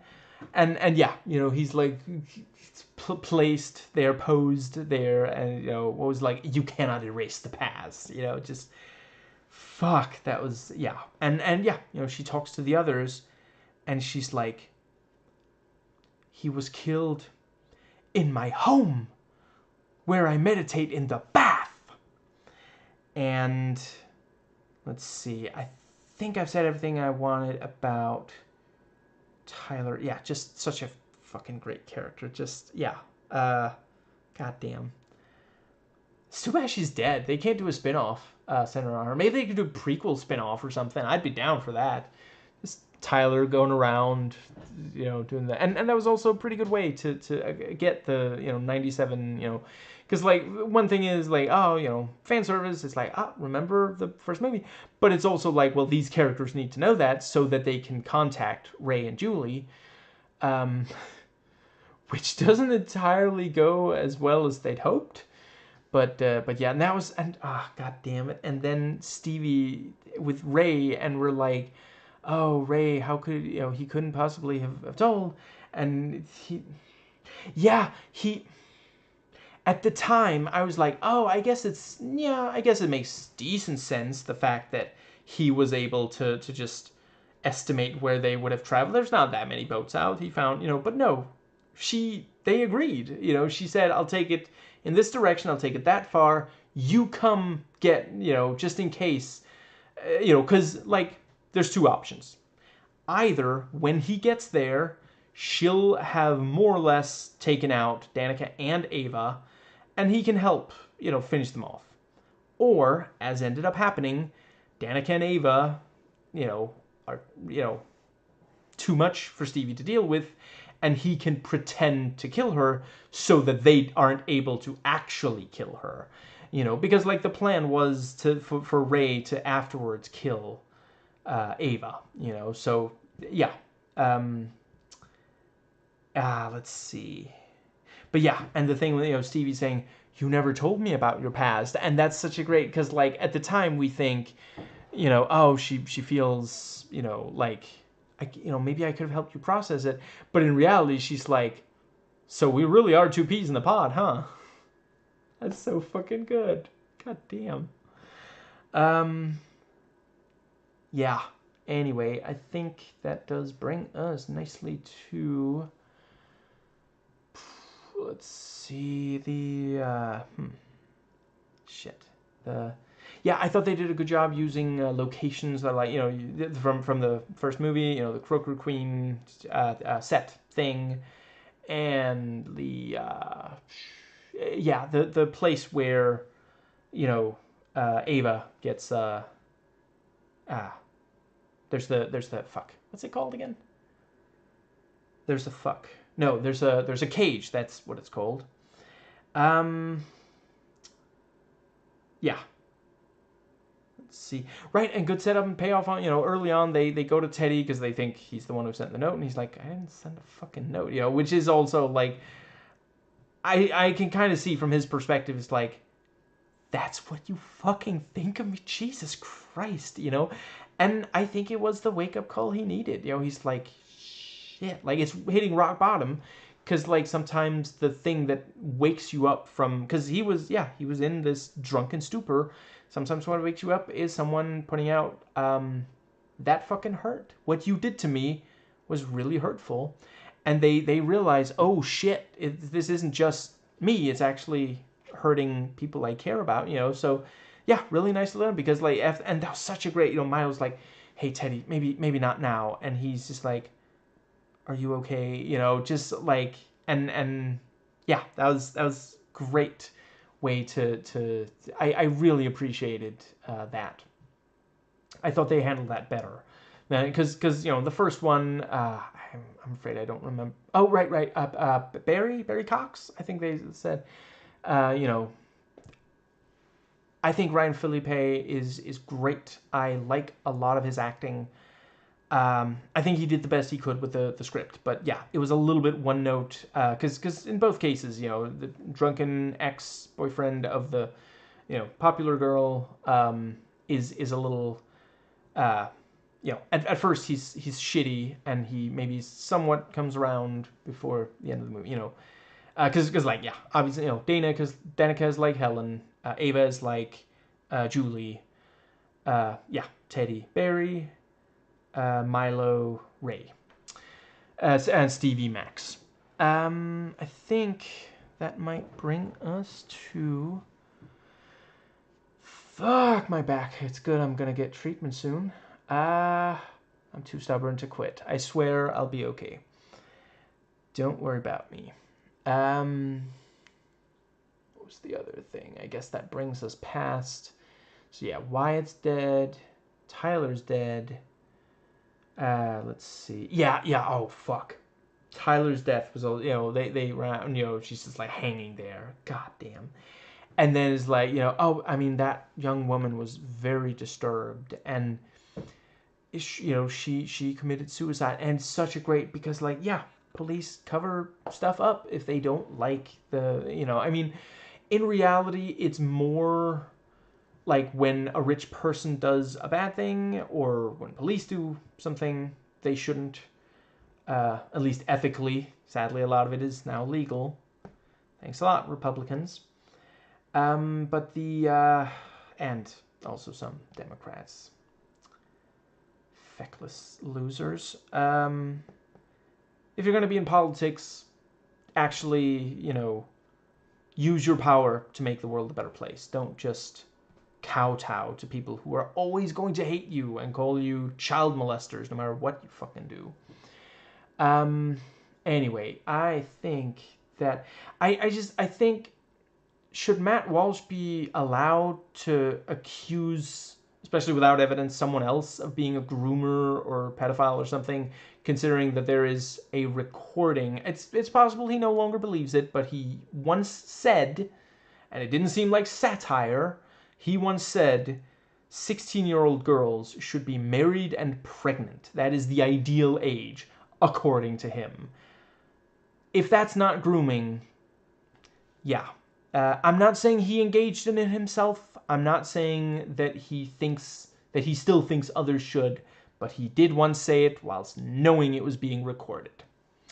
That's how convinced he was of this position. And it's, of course, also complete bullshit. There's nothing scientific that says that 16 is an ideal age. Like, yes, there is, like, I forget exactly what age it is, but there is, like... doctors have determined, okay, if you get to that age, pregnancy might not, your body might no longer be, but it's not fucking age 17, Anyway, let's see, that brings us to the... the cops covering it up, because it's useful for them. Did not love the misuse of the term... Oh, shit. Wait. Am I sure? Fuck. I guess I shouldn't say... Okay. I will leave up to people who are more educated on the subject. Did they use the term gaslighting correctly?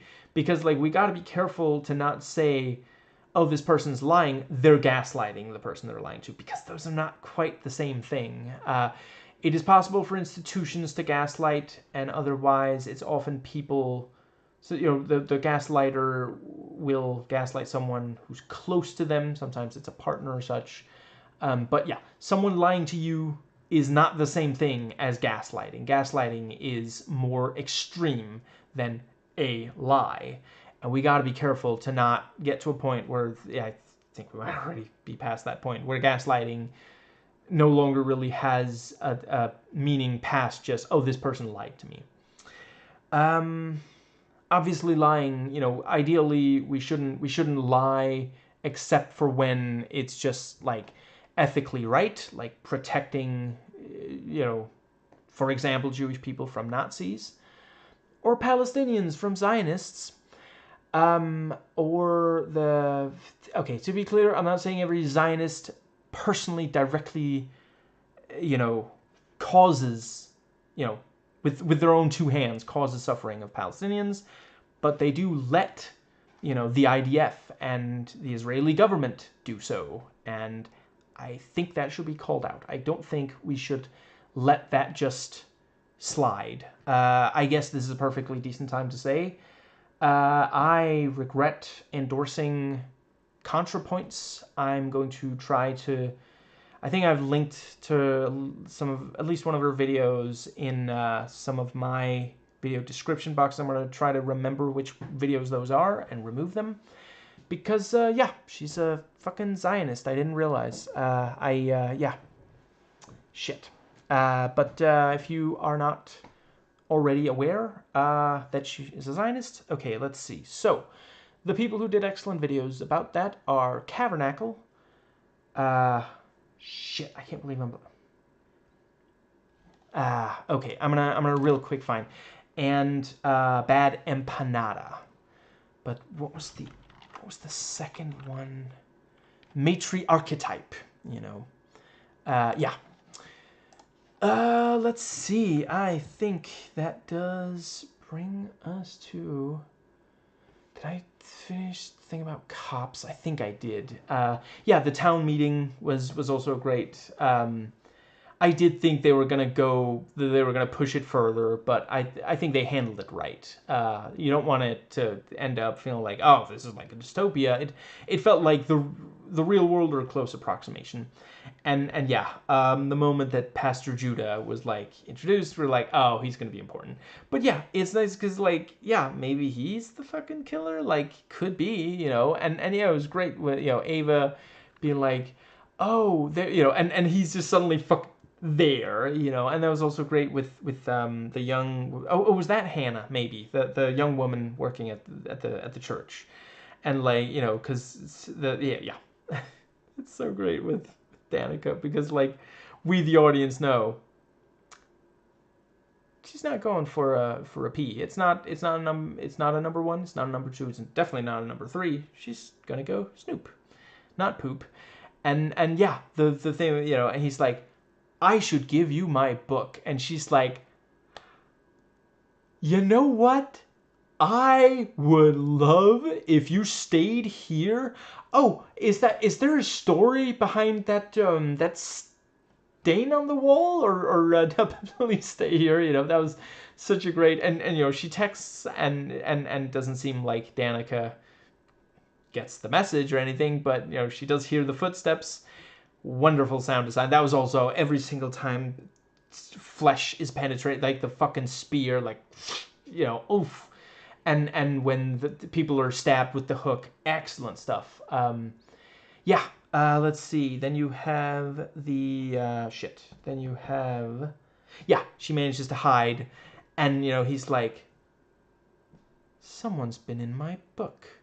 And then he looks directly towards where she's standing, and we're like, can he see her? But then he does leave. That was such a great... I love how much people hide in this. There's so much tension to be mined there. It didn't feel excessive to me. There's several scenes where people are trying to hide from the killer, and just so much tension there. Wonderful stuff. I think that might bring us to...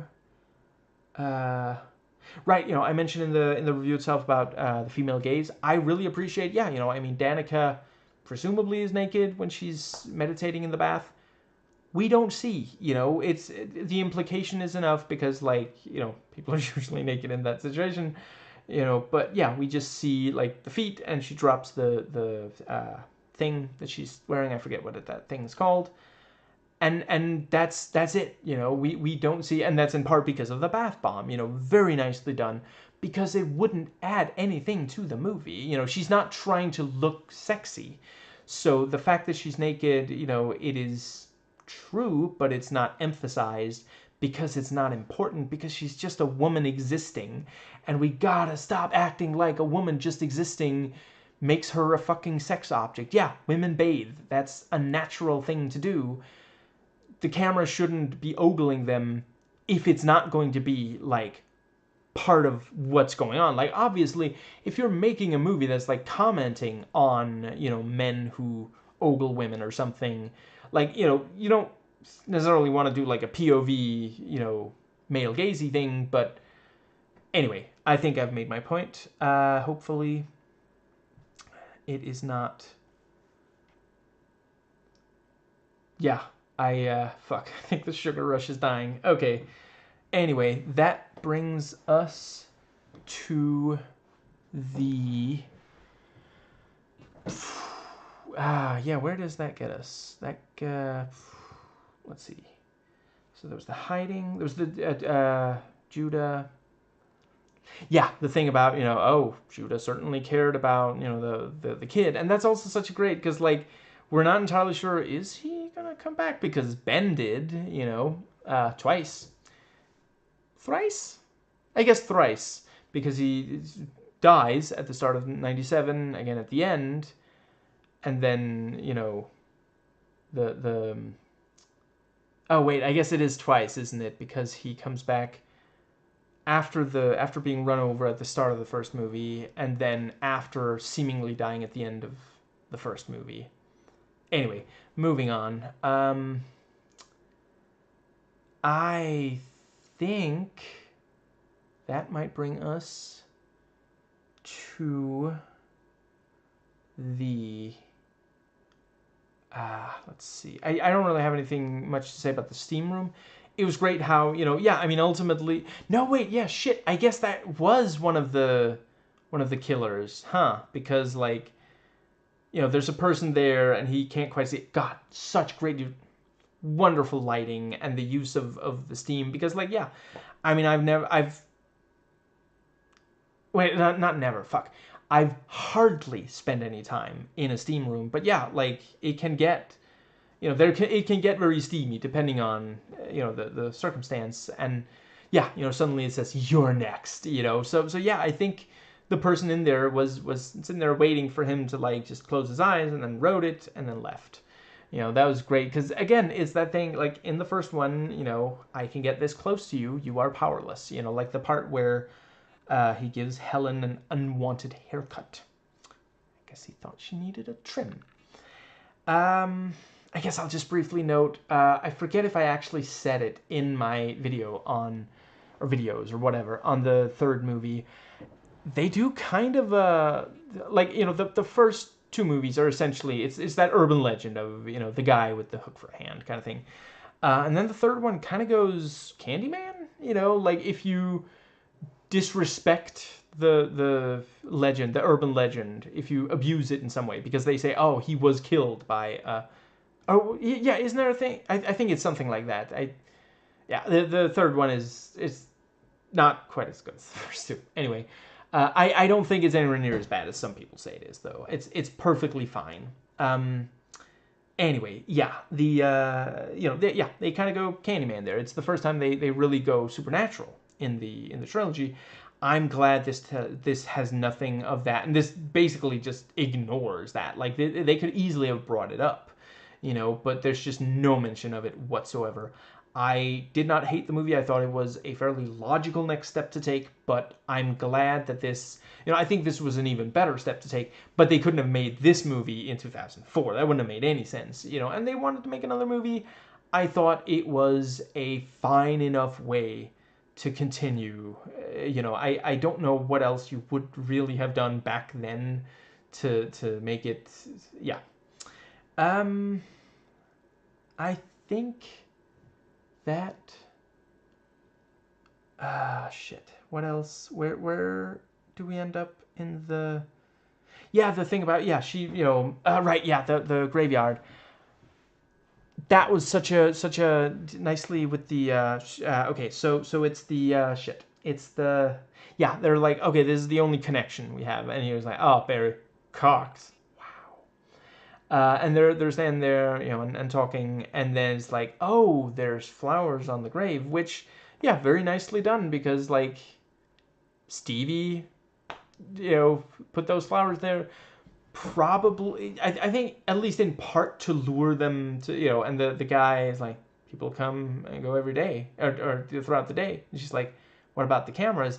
I was honestly thinking he was going to say,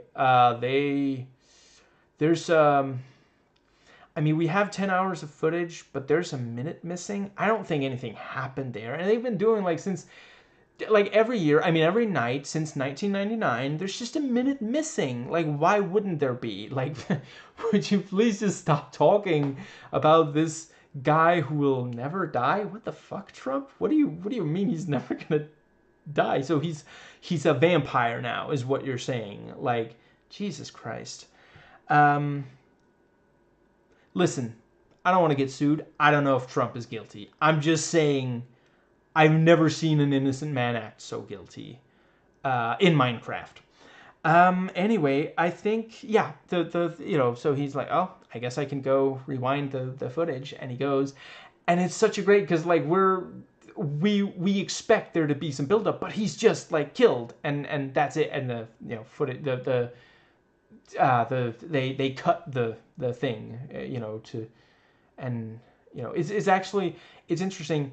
Agent 47 was there just like 3 minutes earlier, picking up the tape that showed him at the scene of the crime. Then we have. God, I fucking love that they added that to the franchise. Anyway, yeah. Then we have the. Yeah, the thing about he should be done by now. Okay, I'll go check. And we're thinking, oh no, he's gonna die. And then she goes, and suddenly the thing. I know you guys are. I'm sorry for your loss. Can I have a beer? Wow, that is one thing I will say. They were maybe a little bit disrespectful about alcoholism, because, like, I mean, I'm sorry, but that is an actual issue, and we shouldn't, like, it has a very mixed record. On some of the time, it's very left-leaning, and, like, we should empathize with this situation, we should try to, do better on this, but then other times it's like, haha, alcoholism, it's like, let's see, I think... Yeah, so yeah, she gets attacked, and she runs in, and it was weird how she picks up the phone, and, oh, it's not working. You have a cell phone. What is going on? I'm sorry. What? That was really weird. That felt like, I don't know. Let's see. I mean, it's not. Let's see. Jennifer Caton Robinson is not the only writer. Maybe if her or one of the other writers were like, oh, we really like the image of someone trying to phone, because it's a classic. There's a lot of horror movies. Well, I don't know if it's a lot. There's horror movies that do that sort of thing, and it's really effective. But it feels weird to do in a time of cell phones. But yeah, she's attacked, and I was genuinely thinking she's a goner. Ted was killed off screen or is too far away, but then he comes running in. And, yeah, it's just suddenly the killer is attacked, and it's Teddy, and it's such a clever, because yeah, I mean, he went in there, he checked, maybe he found the dead body, maybe he just saw that someone cut the cord to the cameras, realized what was going on, ran out to find her. She's not where she was before. There's only so many rooms, so many places in that area, so he found her pretty quickly. Very nicely done there. I think, yeah, it was also great with the thing of, all of them like regrouping at the Spencer residence, and the thing of no one sleeps alone, and as soon as they leave, she's like, fucking matchmaker. That was a great yeah.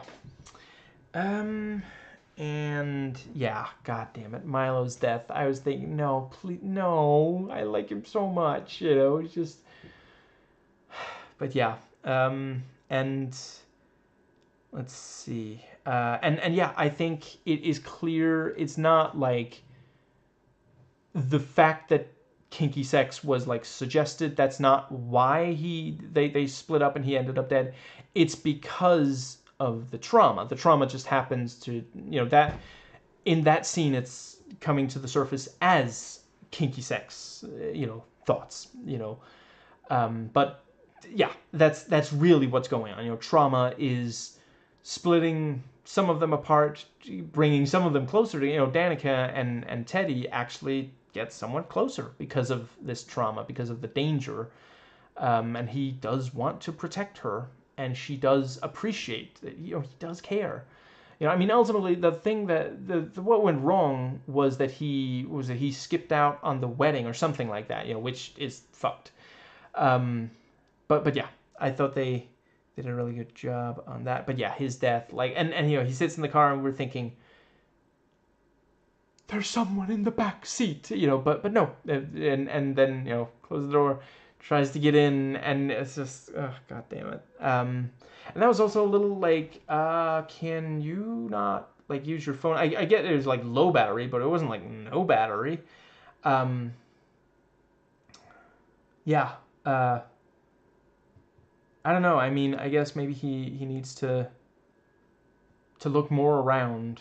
I mean, in my experience in Outlast, there's a lot of batteries to find. But yeah, it felt a little weird that he doesn't just like use his cell phone. That's again feels like a scene that makes more sense in a world before cell phones. But like just text one of the. I mean, he knows for a fact that Ava is not asleep. You know, so it's like, yeah, it's I don't know. It felt a little bit weird. But yeah, you know, he gets attacked and killed and just like, yeah, I forget if he was the one, but someone got like a hook through the neck, and like the sound design and the effect, I'm almost certain it was practical, wonderfully done. Let's see, I think, yeah, and then, you know, afterwards the you know, the killer just texts back, you know, posing as Milo, I need a little time, you know, it's just, yeah, and she sees the car driving away and she thinks, oh, Milo, I'm sorry, I went too far, you know, just, fuck you, Ray and Stevie, god damn, you're such pieces of shit, and I love to hate you, such great villains. Um, I mean, it is not easy to match up to fucking Ben Willis, you know, shouldn't you be outside getting drunk, running over people and trying to cover it up, you know, just, oh, he's so fucking good. Like, I'm sorry, I'm not saying those are the best slasher movies ever made, but I maintain he is one of the best of the, especially the ones that have a face and a voice, you know, like I'm not saying he's Freddy, you know, don't get me wrong, obviously not, or like fucking Pinhead, if you want to call those slashers, that's the, you know, I think the first one, it's a little harder to classify it entirely as a slasher, but moving on. Um, yeah, he is one of the best. You know, Muse Watson in general. Like, goddamn, whenever he shows up in something, I'm like, yes, awesome. But yeah, Stevie and Ray did a really, really great job. Yeah, delivering on something that, yeah. Let's see. I think that pretty well covers. God damn, I've talked for a long time. Shit. Okay. Let's see. Where that right, also Teddy being attacked was also really effective, and like he dies right as his father is trying to save him. Like the killer couldn't have spared him. That couldn't have just killed, you know, he give, or yeah, whichever of the two killers just stands there and waits for a few seconds to let Teddy breathe his last breath. And you know, yeah, the father's like, take me instead. No, I mean instead, not also. Shit. Um but yeah, that was also like, yeah, because he helped cover it up, you know. Um and I did also appreciate this thing of like, yeah, the you know, Stevie feels that it is justice to kill those who, you know, I mean, she thinks, in her opinion, they killed, I'm afraid I forget his name, but yeah, that was also such a devastating, like, no, he drove here because he thought I relapsed and he wanted to help me, and we fucking killed him. God damn it. Just, yeah, I'm sorry, that is a more compelling, you know, I do think there was some really good stuff in the first one. You know, you had the thing with the shit the yeah, the young man who you know, who died, and Right, the Anne Heche character was also, I guess, with her, you do have a little bit of there's some of her in Tyler. I don't know how I managed to fucking forget her. She's great. Anne Heche, in general, great. Let's see. It was not. It was a little bit of a thankless role for her. She deserved better. But she nailed it. I'm sorry, she was fucking creepy. I've seen other movies where I feel like I've seen at least one movie where she's like the romantic lead, or there's a romance between her and the male lead or something like that, and it's like she handles both really, really well. I think like there's a lot of talented actors who can really only do one of those, not both. Obviously not both at the same time. Yeah, and Ray is like, they forgot about us. They are covering up the bad thing that happened to us. And because of that, he becomes a killer.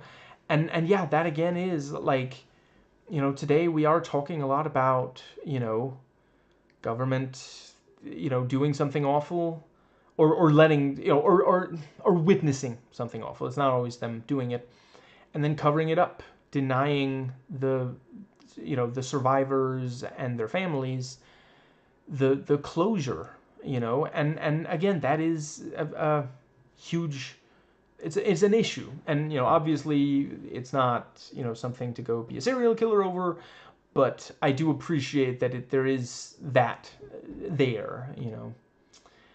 Let's see. Yeah, that's the thing. I mean, Stevie, it's very straightforward, revenge, and yeah, a bunch of, how do I say this without spoiling those movies? There are other movies where the villain is motivated by revenge. Let's go with that. I think, does that bring us to the boat? Did I already mention, I love the setup and payoff. They go to the boat, and then later they use the boat to go out on the ocean. And it was also such a great, we should just go to like the Bahamas. For reasons I'm not going to go into right now, I do not recommend doing that, because like, yeah, that's the second fucking movie, Listen, all I'm going to say is Jack Black as a faux Jamaican. That's what you're going to run into if you go to the Bahamas. So just now you've been warned, okay? And apparently I've heard, Jack Black himself regrets that role. Let's see. I mean, we've all done things we regret. I think, does that bring us to the...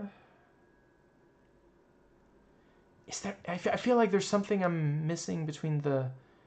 Right, oh yeah, the police station and the nightmare. Okay, the thing about, we'll keep them here overnight. Because, yeah, it's... And there are a lot of cases where the police will treat, victims and survivors of brutal crimes terribly, for no good reason. Just because they can, and it's easier than doing hard work of actually addressing the situation. And sometimes, they have some grudge. Remember when there was that thing where there was like a shooting in a school shooting. And, like, one of the parents was like, why the fuck are the police not doing anything? And then, like, this parent actually got in, and then they managed, they resolved the situation. And then afterwards, that parent was, like, being stalked by the police, for making them look bad because they didn't want to do their fucking job. And Republicans are like, oh, we need more guns in schools. This wouldn't have happened if there were cops right fucking there. It's them not doing their job that's the fucking problem. In that situation, the way to, long-term solve, school shootings and mass shootings and such in general, gun control. Let's see. It has been proven. There is literally no reason to doubt that it would work. But Republicans don't want to solve things. They just want to make money and make other people suffer as much as they did. God damn it. Fucking death cult. Especially now with Trump. I think that is... Where do we... Right, I think I've made clear I'm mostly talking about American conservatives. I'm not talking about conservatives all over the world. I focus a lot on America. Anyway, I think yes. So they're locked. You know, the yeah. You know, Ava's like, they think I'm locked in here with you, but in reality, you're locked in here with me. Wait, that doesn't work. Anyway, yeah, the nightmare. Mrs. Robinson, wonderful job. Yeah, just God damn it, Sarah Michelle Gellar is so fucking awesome. I can't. I'm so glad that she agreed to this. When I read that in like the IMDb trivia, I was like, oh, so we're not gonna get more Sarah Michelle Gellar, but she found a way. Wonderful, just and she stands there with the hook over the corpse of Wyatt, and yeah, she turns around. It's wonderful. She's still so fucking awesome. How is she so fucking awesome? It's been like she hasn't played this role in almost 30 years, and she just slots right. I mean, this is like a demonic, fucked up version of the character, but there's still little things that feel okay. That's a Helen Shivers thing, and yeah, she's like, you're the victim, not my name. And yeah, the rotting. I'm not sure there's any other CG in the movie, but that was I appreciate they could not have done the rotting face with practical effects without having to like cut back and forth between her face and reaction, and that wasn't what they wanted to do. I respect that, and it looked really cool. At first I thought, oh, blood running down her face, that's pretty cool. Then the fucking rot sets in. That was great. And yeah, and isn't there also, I think she keeps talking after the rot really sets in. That is extremely difficult to make look good with practical effects, even today. I appreciate, you can do a lot today. It's still, animatronic faces. It's very difficult to make them completely convincing. We're going to be able to tell, and I mean, okay, we can tell, oh, that must be CG. It's still not, it didn't feel Uncanny Valley to me. Maybe you'll disagree. That's fine. I respect that. But yeah, her like, can I please wake up now? That was a great, yeah. Yeah, I think that pretty well. Yeah, the bit with the cops raiding. It was also, you're free to go. We found someone else to brutalize. Don't worry. And they go, and Judah's dead. And it was also so great, hands, what was it? Hands where we can see them, and the camera goes over. Wonderful. I love the fucking cinematography here, and you just see the face. It's just, yeah, awesome.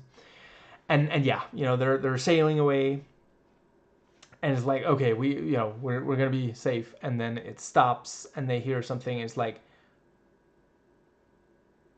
was that the fucking anchor? And it's like, and that was, when I heard that, I was like, it's Stevie. And I love that. I think there's maybe a minute or two before the fisherman shows up, and almost right after takes off the, it was also funny, like, oh fuck, it gets really hot in this thing. Like, I mean, I imagine, yeah. And she's not like used to it because she works at a bar. She's not a fisherman, fisher person. But yeah, that was, I loved that it let me sit with the realization, because like at that point, okay, it has to be Stevie. Who else is gonna? Because she's not there. There's only the three of them on the boat, and the anchor was just dropped in the engine. So yeah. Oh right, I'm not sure anything happened to the engine. Sorry, but the anchor was dropped, and at that point, the engine isn't gonna get them any further. But yeah, great moments in the fight, and yeah, this thing about, because yeah, like we thought, oh, things are great now between, she reconnected, she's great friends with Danica. No, she was pretending because she was planning this, attack, this killing spree. And I think does that bring us to the, what else is left? Because I talked about the monologues, talked about the, yeah, I gotta say, it was really nicely done with Danica. I thought she was dead, but then she washes up, and yeah, I mean, they didn't go that far from shore, so sure, she survived. And I really respected the decision. I thought it was the right decision. They're the, hospital, yes.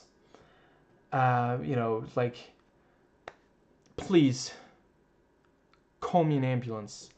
And it's like, you're an ambulance? I don't know how this helps. When they leave the hospital, they're like in scrubs and their makeup and hair isn't really done.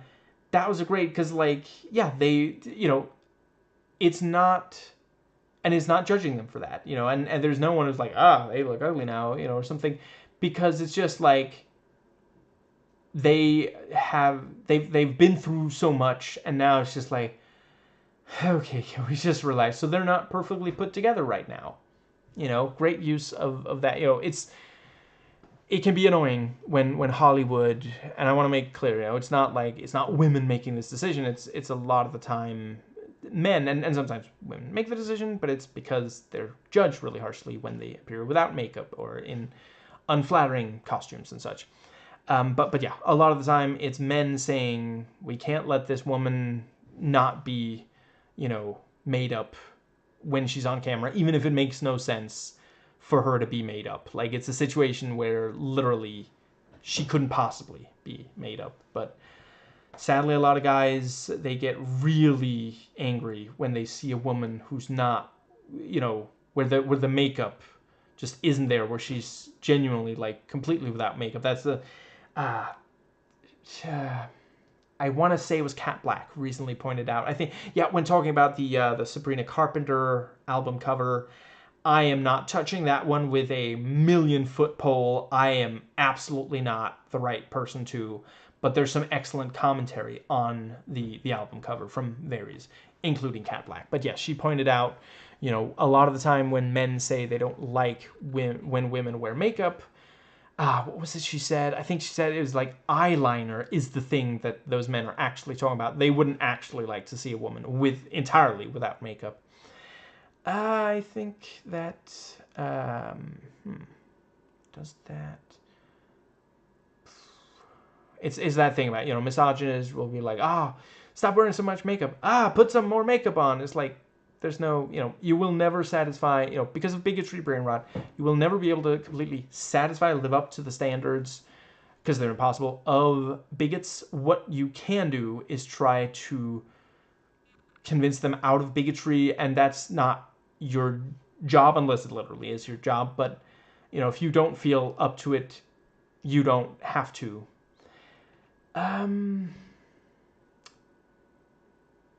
Yeah, fuck. I've barely talked about Julie. I guess I think I'll save for last. So we'll talk a little bit about, Ray at the bar is great. The thing, I will say, I don't know, it didn't land 100% for me. I guess he was walking slightly weird. Oh, it was when because he's like, do you want to wear this? I guess it was the way he was moving when he was taking it off or something. But she realized, he's the one, and he's like, I'm the killer, don't you? And I'm like, well, she does now. The fuck is yeah. No, I think it worked. Just because, like, yeah, I mean, I'm not sure he was gonna let her live anyway. He was all in on the killing thing anyway, so.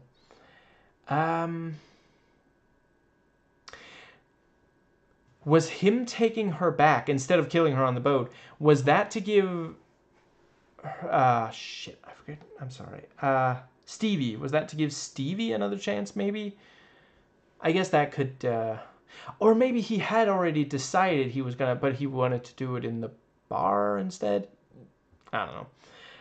But yeah, it was really cool when they have the fight, and he the struggle over the knife, and then she comes stumbling out, and she's got the knife in her. Is like, oh no. And then Julie and Ray talk for a while, and then suddenly he's about to, what are you waiting for? What are you waiting for? Huh? That was a great callback. And he, like, is swinging the hook, and she moves like from impact. It's because she's expecting the impact, and then suddenly we see him and then we see she got the spear gun, and it's Ava did, and it's such a great, because there was just enough time for that, you know, because like she wasn't dead, she was still moving when he left. He just assumed she wouldn't be able to stop him, but there was just enough time for her to get up, find it, take aim, and shoot, because he kept fucking monologuing, you know. That was great.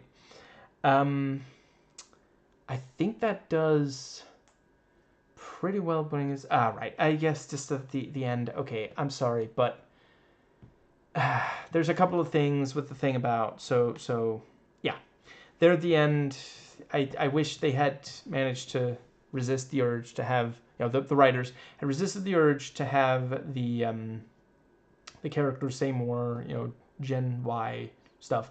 The whole thing with Fleur, I think maybe at least one mention too many. Although I will say it was a little funny when, you know, the thing about what's a Fleur, and you know, and the thing about, you know, no, it's not astrology, it's empath, which I am not making any excuses for. I do think it's silly. I just want to note it's not like only a woman thing. Like there's a lot of guys who will also embrace stuff that is like, you know, with a lot of men, it's the thing of, you know, are you an alpha or a beta or a sigma? And it's like, come on, man, this is just astrology for dudes. Like, this is, I gotta say, I think that is less,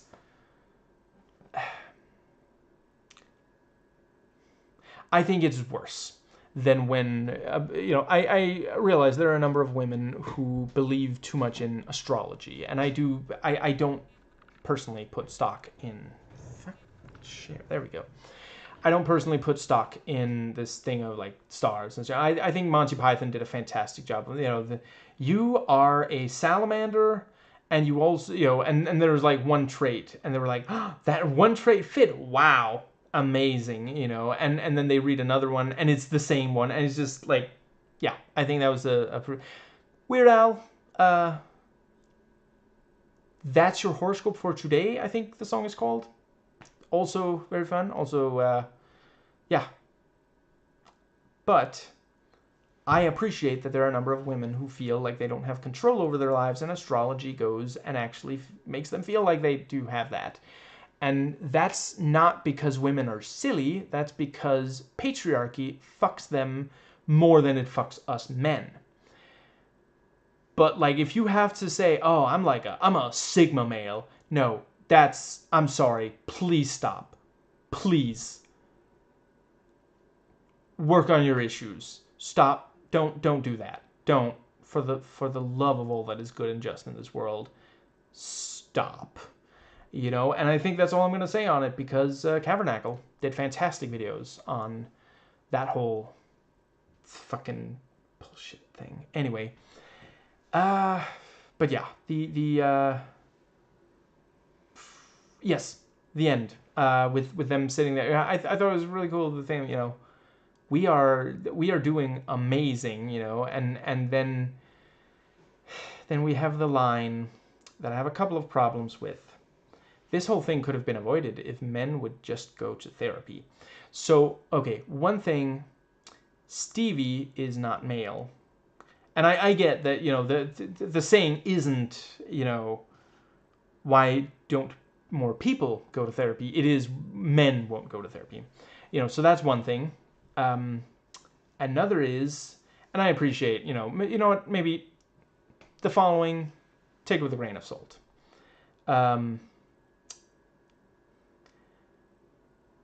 I think it's been at least 2 years since Kyle Colgren said, let's retire the meme, men would rather do X than go to therapy. Because it does kind of make it sound, you know, like some people might see that and think, oh, I guess therapy's kind of, you know, like, yeah, it's not the best way to go about it. And I appreciate, you know, maybe that's just, you know, my corner of leftist YouTube that has reached that conclusion. And you know, kind of sometimes Hollywood is way behind the times, but this might be a case where, you know, it's just, yeah, this kind of far leftist thing, and other people are still saying it. That is possible. But I do maintain the thing about, it doesn't really make sense. It felt very shoehorned in because, like, Stevie, yeah, I've gone over it. Yeah, I think that brings us to Julie. Right, great reveal at the end, the mid-credit scene of, at first we don't know exactly who is, and then we see, oh, fuck, it's Carla, awesome. But yeah, let's see, Julie. I really thought they did a great job on her entire. Oh right, okay, fuck. I'll just briefly say I like that Ray. Yeah, he's like running this bar, and the thing about oh I'm working. My boss has me picking up bottles, and then later it's like, oh, Ray's your boss. She didn't say that he wasn't. Because yeah, I don't think he would leave Southport unless he absolutely had, like, I mean, on permanent. I realize he left for the Bahamas briefly in the second one, but that was a vacation. That wasn't to stay. He would stay in Southport and hate all this, gentrification and just, yeah. And again, that is a really, that's something where this movie really gets a lot out of being made today. I forget if gentrification was happening back then, but it wasn't something we were talking so much about, But today, people are becoming more and more aware of it, harming people. I think pretty much everyone knows that it's happening to some extent. They might not know how much is happening, but yeah, for a lot of people, for a while, they were like, oh, that's so nice, that's good, and then we found out the negative effects of it. Let's see. I think does that right? Good bit of the expectation subversion with the flare gun. We thought, oh, she's gonna be like set on fire, or it's gonna be fired and attract another ship, and it's never fired. That was good, and also the fact that Stevie did manage to get Danica into the water. Ultimately, she didn't die, but I wasn't expecting that. I thought, oh, she's going to be shot and they're going to survive. And ultimately they did survive, but yeah. Julie. I thought it was great, this thing of like, oh, she's a college professor now, because she was academic, and I do feel like this is an accurate, and I feel that for Ray as well, she would be better at dealing with the trauma, because she really has conquered it. She is not letting the trauma guide her into doing something wrong at any point in this movie. But I do think Ray might have a point about projecting onto the thing about she says you have to find and kill the killer. Although I suppose by the end, when we realize Ray is one of the killers, he might be saying, "Dude, not cool. I'm trying to do a mass murder here. God damn it. Don't get in the way." I appreciated that both of them were like, oh, fuck, not my, divorced. At first I thought it was just going to be him saying that. But, the thing, I thought, there was a killer here. This is worse. Oh, right. Also the thing about, am I a divorcee now? You're a hot divorcee? Well, the hot is implied. I think. Oh, right. Teddy's entire. It was really cool. The thing, the doors, and then he walks up, and there's a figure off in the distance. Oh, it's like a scarecrow kind of thing or something. But no, there's the killer is hiding behind it. That was a great, double whammy there.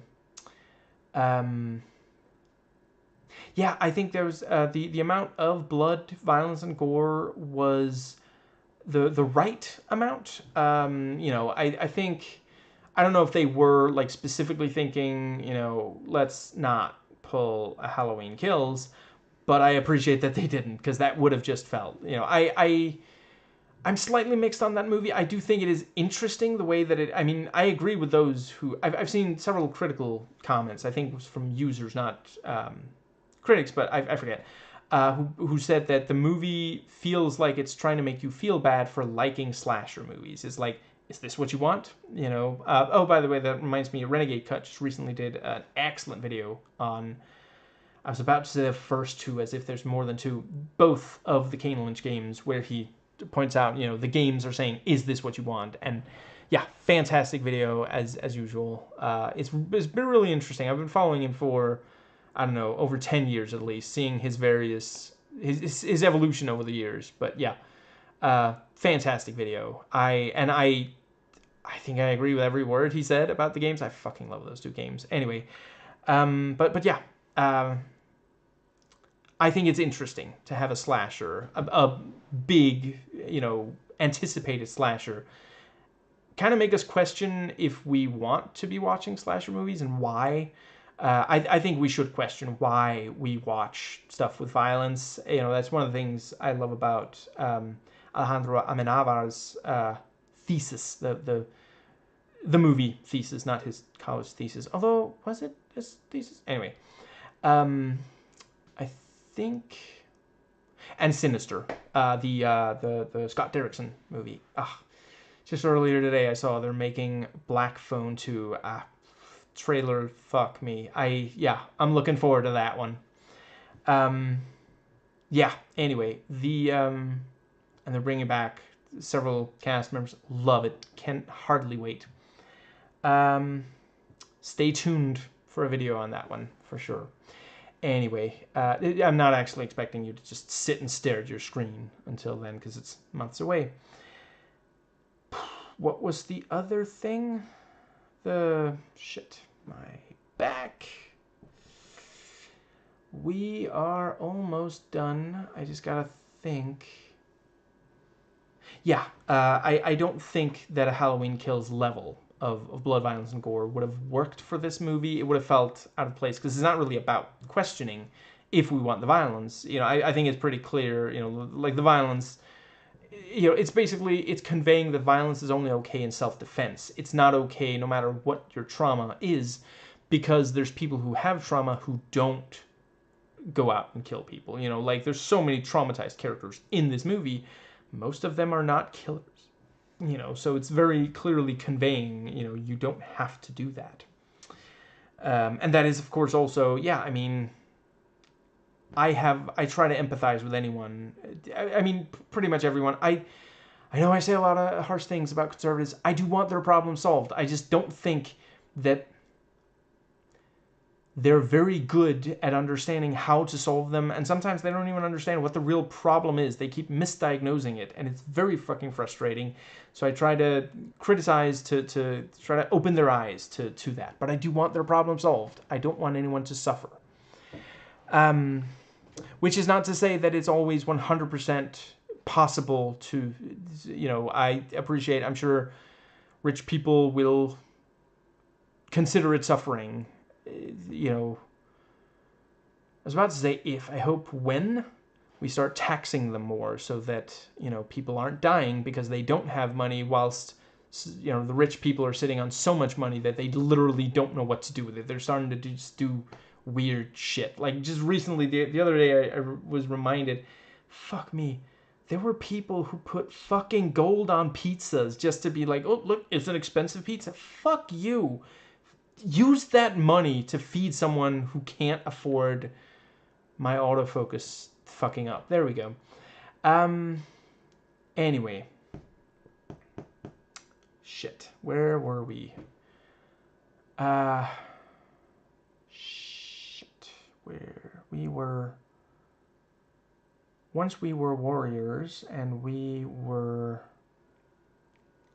out of sugar, and tired, and sleepy, and thinking about bed. I swear, it's right on the tip of my tongue.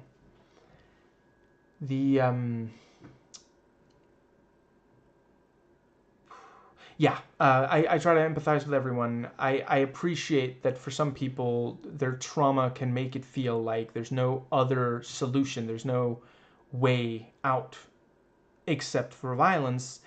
And I would urge them to, talk to someone. There are people you can talk to. There are free hotlines. Sadly, not everywhere, but, try to find out if there is, or if you have someone you feel you can talk to, it's there's so many.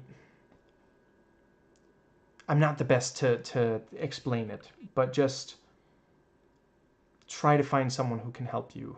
Um, please don't engage in violence unless there's simply no other way. Like, I am 100%, I'm not saying that, like, Stonewall could have been resolved completely without violence. I'm not saying that it wasn't good that we fought the Nazis back, in World War II, and I really hope that no, you know what? I'm not gonna go there. I think I've gone dark enough in this video already.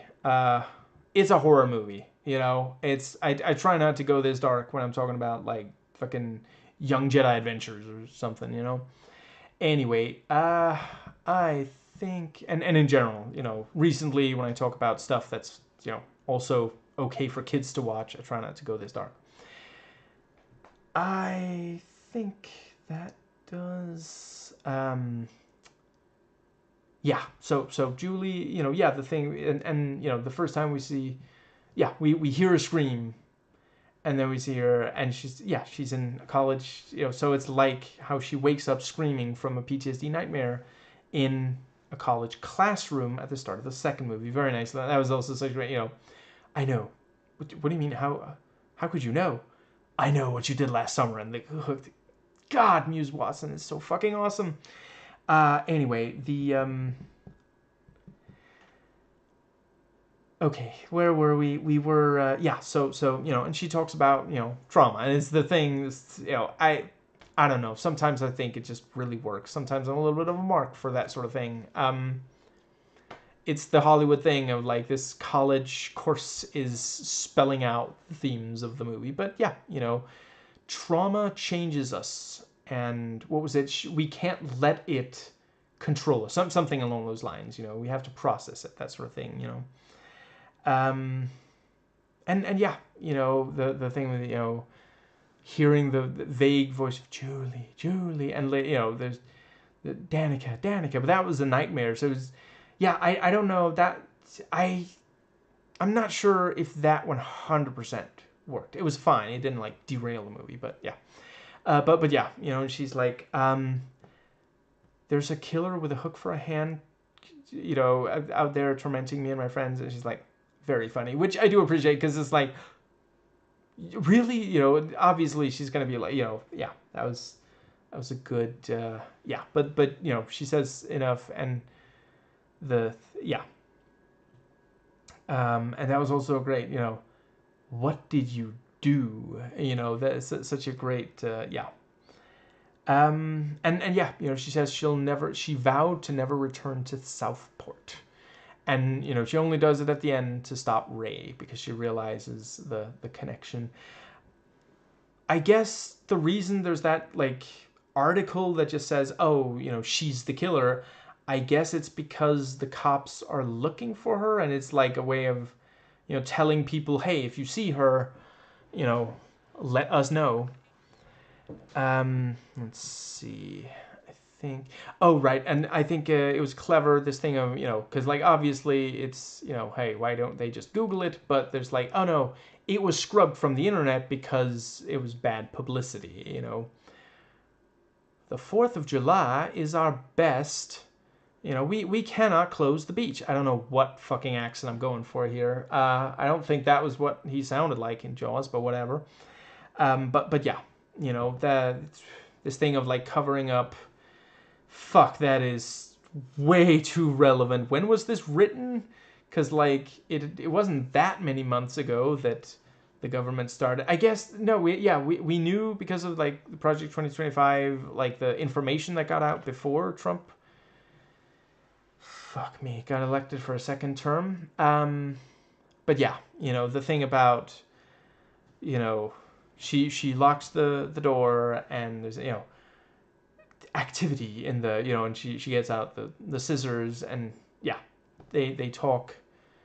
That was, again, a great misdirect, also because she thought, and she even says, I thought it was a killer, kind of is. He even tries killing her near the end of the movie. So yeah, very nicely done on that. Because like yeah, we see it as like Ray. You know, it's just yeah. I think that might be every.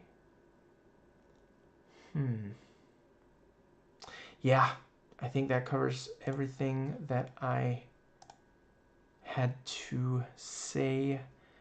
Yeah, I forget. I think I heard, but I've forgotten if they really are making another one, or I mean, if they're already making another one, or if they're like, let's see if this one makes money or whatever. But yeah, I'm down for them making more, especially because like so yeah, if they make another one and it's like Ava and Danica going after Stevie whilst Julie and Carla, and they're either like separated or maybe they're working together. And I mean, who knows? Maybe either Ben or Will are, yeah. Maybe one of them is back, and maybe they're now working with Stevie because like they do have, similar. Yeah, I definitely think that could work, and that would be, that would mean you don't have to have a something new that they're like having to cover up, because that is one thing I will say. So there's 4 movies in this series now. 3 of them, early in the movie, there's something that a bunch of friends are covering up, a death, a seeming, it's not always a death, but there's something, something messed up happens, and they have to decide to cover it up. I don't think that has to keep being, and that's one thing I appreciate about the second one. Yeah, it's just no, it's the same one, Um, so yeah, that could be really cool if they do. Shit, would if Ben or Will find out about Stevie, are they gonna be like, the fuck is she doing? Do you not know that we copyrighted this?